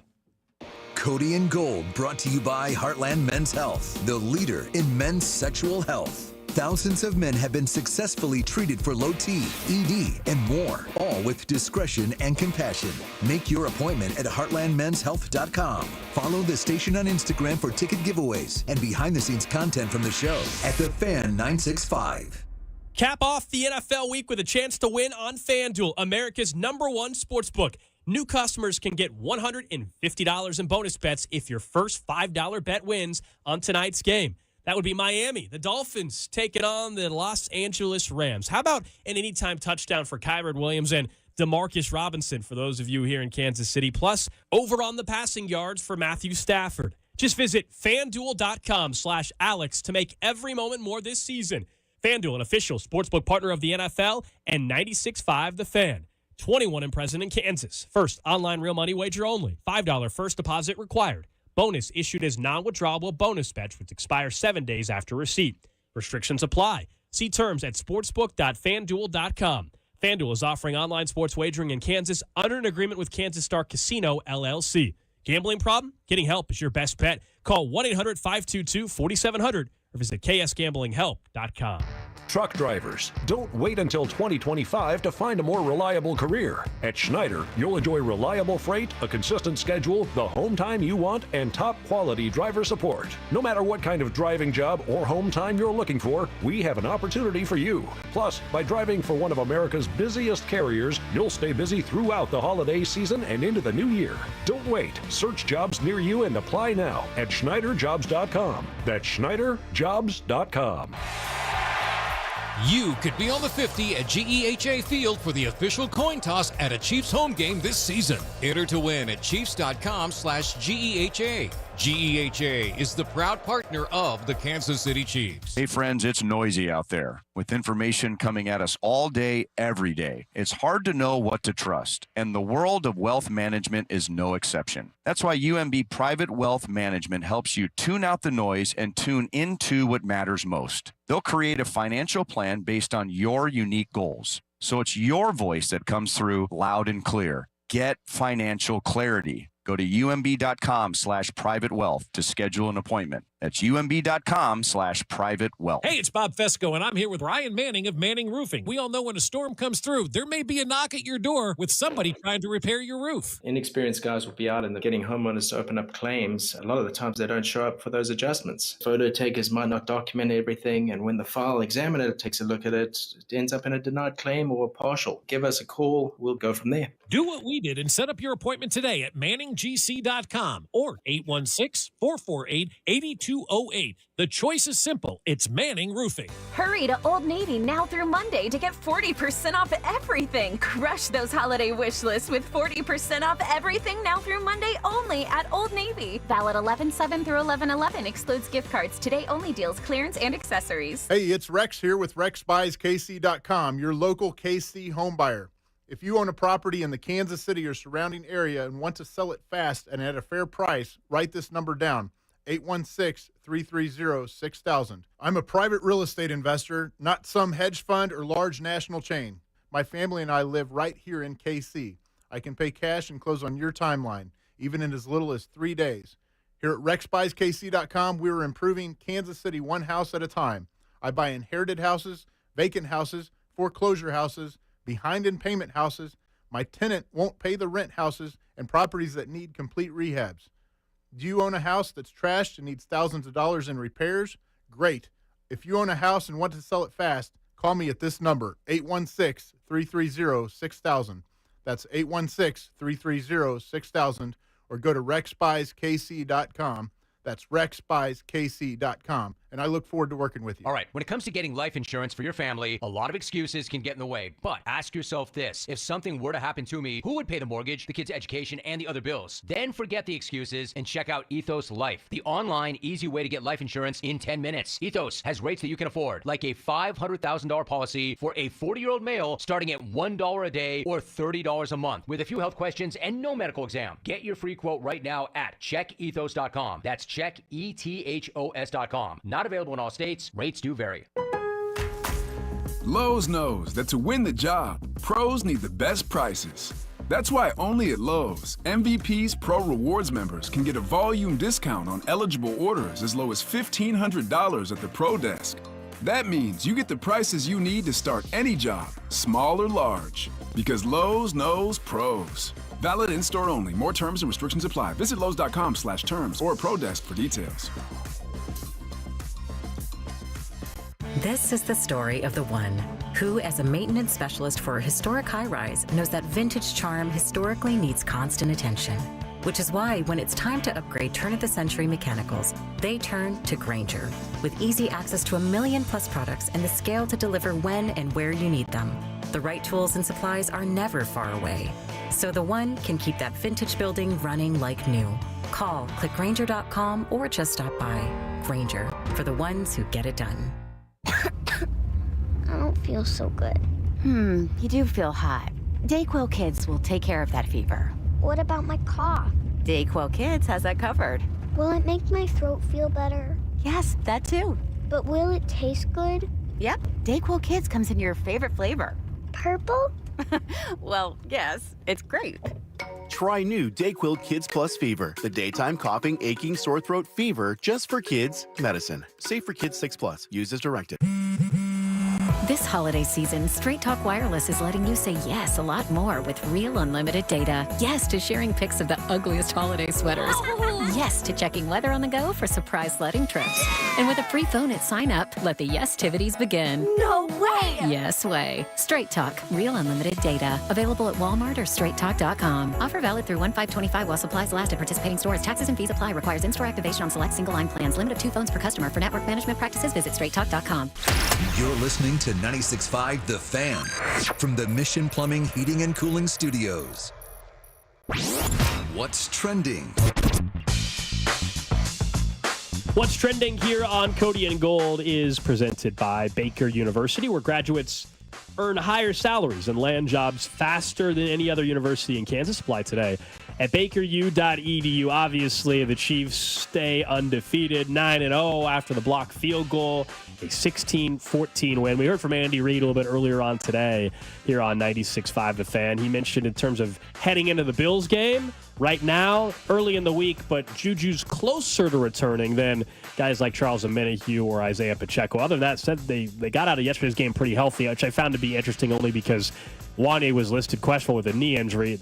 Came back in the game, so is he going to just fully practice all week, or will he be limited? That suddenly is the most important injury heading into. It's 100% the most important injury. Knowing what the backup is, which unfortunately right now is a rookie that looks every bit like a rookie. Yeah, like a 7th-round rookie who got thrown to it. It felt like the Super Bowl. Last night felt like the Bucs Super Bowl game, the way Mahomes was running around. They managed to get the win, but there was a lot of problems on that end.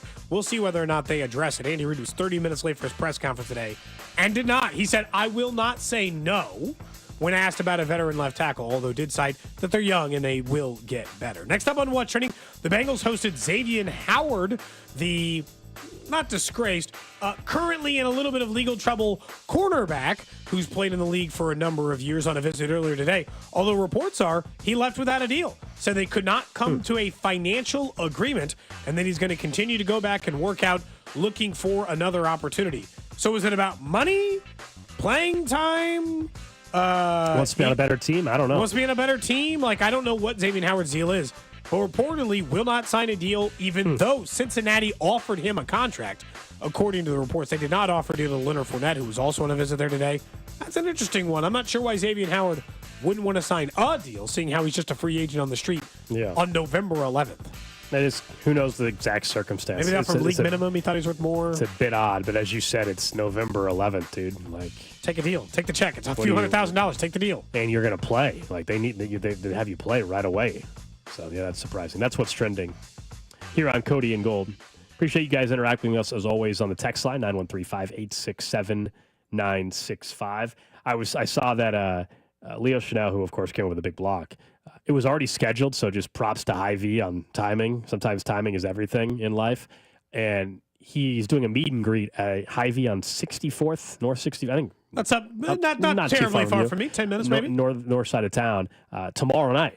At a Hy-Vee, I guess. And they announced that before the game yesterday. He's doing a meet and greet. Now, I don't know the details. You're going to have to look it up. It's not associated with us, but I was like, wow, talk about timing. They announced that like early Sunday morning, so it was already scheduled. Now that meet and greet's going to be a little more popular. I don't know if that means he's doing autographs or not. I have no idea. You'd have to ask the folks at Hy-Vee. All right, I want one favor. So let's just say, when they say meet and greet, typically it means he's not signing stuff. Yeah. Because then the obvious thing would be go get a high gloss version of the photo. Give me a photo of that, and let's get a signature.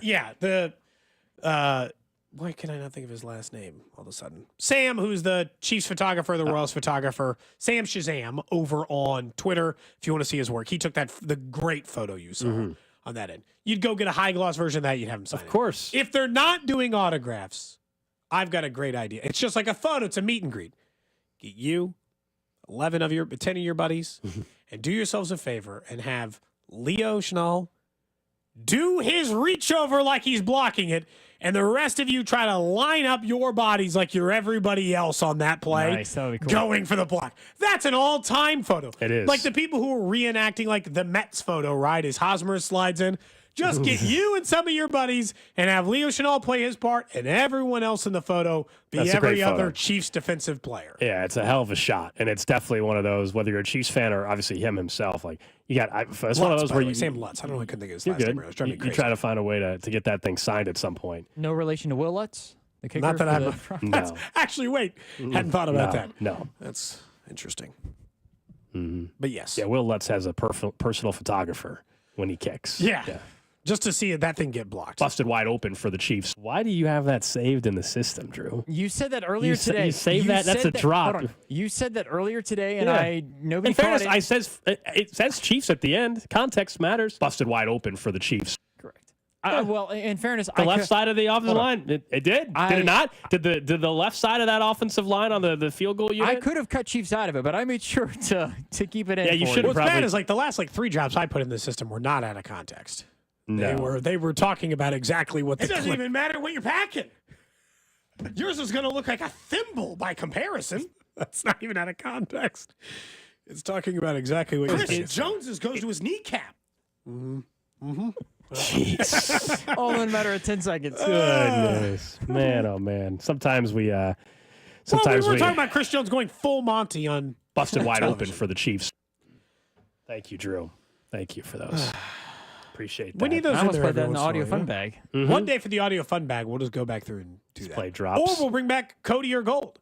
And that is a listener favorite. It's been years since we've had it. There have been, by the way, since we played on Audio Fun Bag a few weeks ago, the Troy Aikman NFL mix down, the compilation. Anytime we can have our own version of that now. We have, anytime I've watched the Monday night games, there's a few more that you could add to the batch from out of Troy context. Out of context, football stuff like that always sounds bad. Ian Eagles got one, I think, from a couple weeks ago. I remember. Yeah, I mean, it's very easy to nitpick out of those and find some that are questionable at best. We're going to have all week to talk about Chiefs-Bills. Huge game, massive number 1 seed implications. The Chiefs win it kind of locks it up, in my opinion. If not, then game on for the number 1 seed the rest of the way. And so we'll have throughout the week to discuss specifics. We'll go out to Buffalo, I'm sure, and talk to some folks out there as everybody at the station will be gearing up for this big game Sunday afternoon. I saw the CBS crew is going to have their NFL Today show on site at Highmark Stadium there in Buffalo. So it is a huge, huge game. Just seeing where they're at now, quick glance at them. They get the 10-point win against the Colts yesterday. Joe Flacco throws 3 picks. Jonathan Taylor didn't run the ball. Gift-wrapped it for him, yeah. Yeah, Buffalo, I think, is clearly shown. They're the second best team. They're right there in the AFC. They're the number 2 team in the AFC. In their opinion, of course, they've got a chance to prove they're the best team in the AFC if they beat Kansas City. Chiefs are underdogs. I love that spot. Anytime they're underdogs, it's not even like the fake underdog stuff. They literally are 1.5-point underdogs against Buffalo. And I kind of like that. But the most promising thing I saw from the Colts, if there was anything against Buffalo, was they were able to run the football. We know Kansas City struggled against Denver to do that. It's why their offense didn't move the ball as effectively, in my opinion. They should be able to run against Buffalo. And Jonathan Taylor is a great back. He had over 100 yards. But the Chiefs have shown that they typically can run the ball. That was a unique defensive front that they faced in Denver. I don't think many other units are going to be able to shut down the run the way the Broncos did. No, probably not. But also, I guess that's part of what exists sometimes with the way it works. But Denver's just a good defensive line. I watch Buffalo, and I see a team that is doing a lot what Kansas City is. Do I think Buffalo is playing truly great football? I don't, Gold. I really don't. I think they're playing some pretty mediocre football, right? And I think sometimes, not all the time, but, like against Miami, a not very good team, they played kind of mediocre. I thought yesterday against the Colts, I didn't watch them be like, wow, look at them go. But one thing stands out about the Bills every time they play. Josh Allen is a freak. He's a freak of nature. That throw he made before halftime to get them in field goal range, when he's throwing, there's 12 seconds left in the half, and he's rolling all the way out to the right to the sideline, and he whips it 50 yards downfield to hit the man in stride. That's what Josh Allen does great. And he does, unlike what you were talking about with C.J. Stroud, it doesn't really matter who they're missing offensively. He'll just throw the ball to Mac Hollins. He'll throw the ball to Curtis Samuel, who's not been good this year at all. He's been awful. He'll find Ty Johnson a couple of times. He'll find people to throw the football to. He made a couple of Josh Allen mistakes, which I would say is the one thing he has avoided for a majority of this year versus previous years where you're like, no, Josh, not that. Not in the red zone. No, man, don't do that. He's playing as good as he's ever played. He's got 17 touchdowns to 4 interceptions. He's got 2,300 yards passing. He can run. He can pass. He can do everything. They have fundamental flaws as a roster, similar to the Chiefs have fundamental flaws to their roster. It doesn't matter because Josh Allen is great. That's what I think of when I see the Bills. They're the 2 best teams in the AFC because they have the two best quarterbacks in the AFC. In the regular season is where the Bills have gotten the Chiefs. So if we know it hasn't happened in the playoffs, Times, yeah. it's been the regular season. Whether we want to go with the cliche, it's their Super Bowl or not, I don't know. But the Bills in the regular season, this is typically when they get the Chiefs, and then the postseason, a different story. So that, I guess I understand why the Chiefs are underdogs. I mean, I don't think Mahomes should ever be an underdog, frankly, in his prime. Especially on a team that is undefeated, that's wild. Like on the road or not, I think that's kind of crazy that you can get Patrick Mahomes and the Chiefs as an underdog when they're the undefeated team. Like, if it was an Arrowhead, the Chiefs would be 1.5 point favorites. Again, we've talked about this at great length. No longer are home teams getting 3 points. So it's essentially right now the Chiefs is 1.5 point underdogs. They're basically saying it's a true pick 'em because it's now a 1 point something for home favorites now as far as advantage, I should say. So it's basically a pick 'em. They're saying it's a pick 'em. Now the line opened as the Bills, I think 2.5 point favorites, and it went down the opposite direction. And this is another one of those classic things we've talked about with Vegas and everything. Pros versus Joes kind of game. All the pros, I use air quotes, are on the Bills for this game. The public is going to be all over Kansas What's City. funny is versus a majority of the time where pros are pros for a reason. Pros have lost their ass 4 straight betting. weeks. 4 straight weeks. And have lost their ass betting against the Chiefs. Yeah. Not just the last month. Betting against Gold, you can attribute to this. The last 3 years, I'm not sure pros have lost more money consistently than betting against Kansas City in those spots. Last year in the playoffs was the prime example. Last year, I remember even our friends over at Circa, they were basically begging people to take money on the Chiefs. Remember, AFC title game, the line kept going up and up towards the Ravens. They're like, what is going on? Well, we all know the result. The Chiefs won outright. That's so much professional money. They needed money. And look, the pros can totally be wrong. What was it?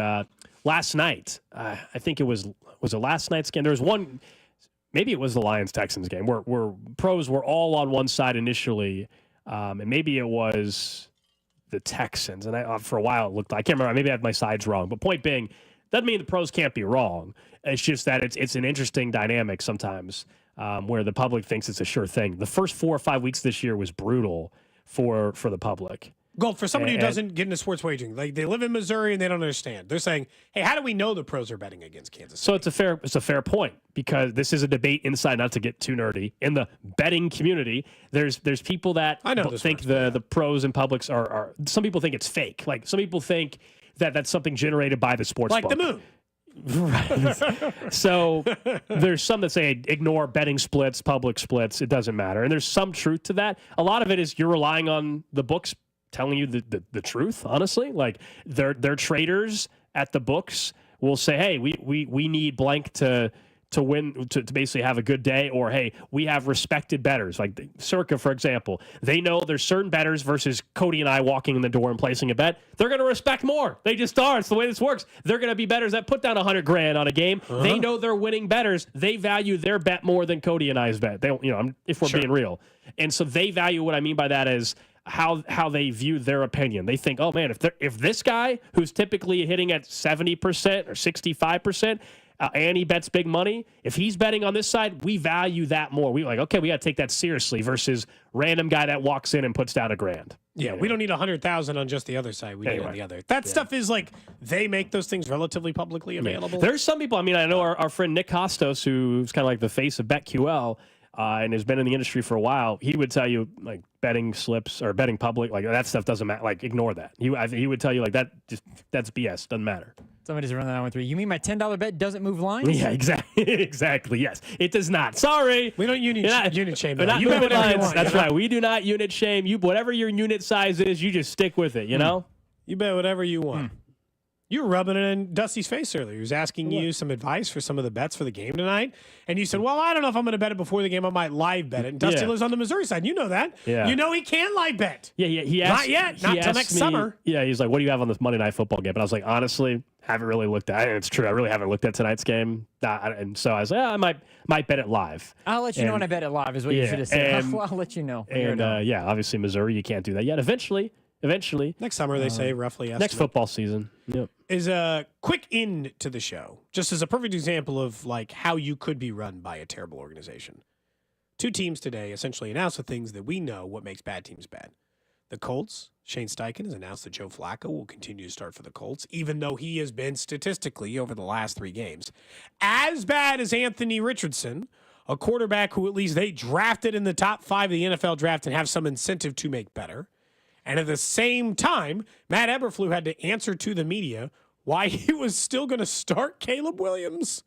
Just fire him. Only bad things can come from letting Matt Eberflus be the head coach for the rest of the season. He should have been fired before the season.